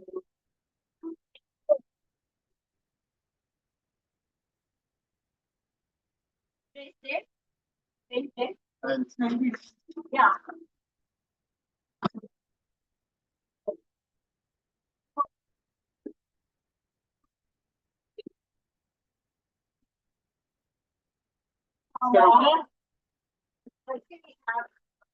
What's the light on? I know. I'm checking here. I don't know if you can look in there. There. That's the alien. I check. That's the alien. I'm just making story. I don't know. I can't open the door. Well, let's do that. Huh?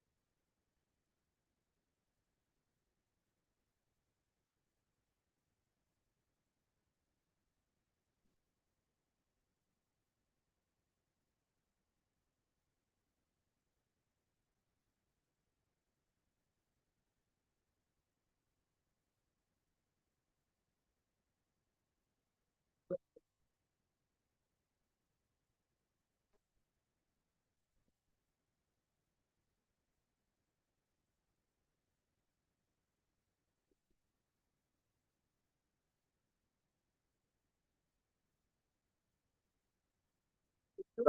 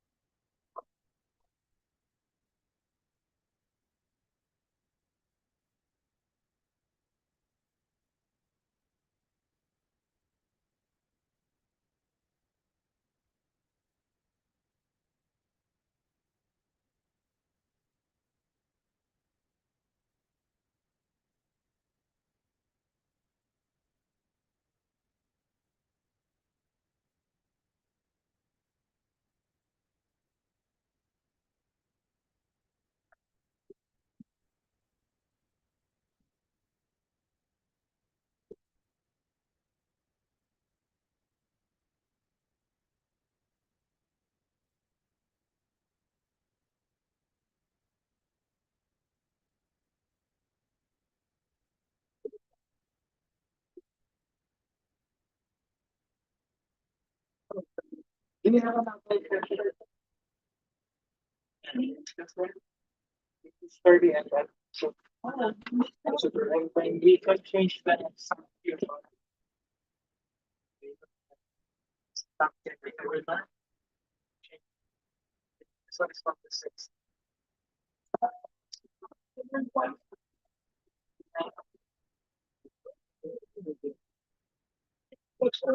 Yeah. That's something for that one.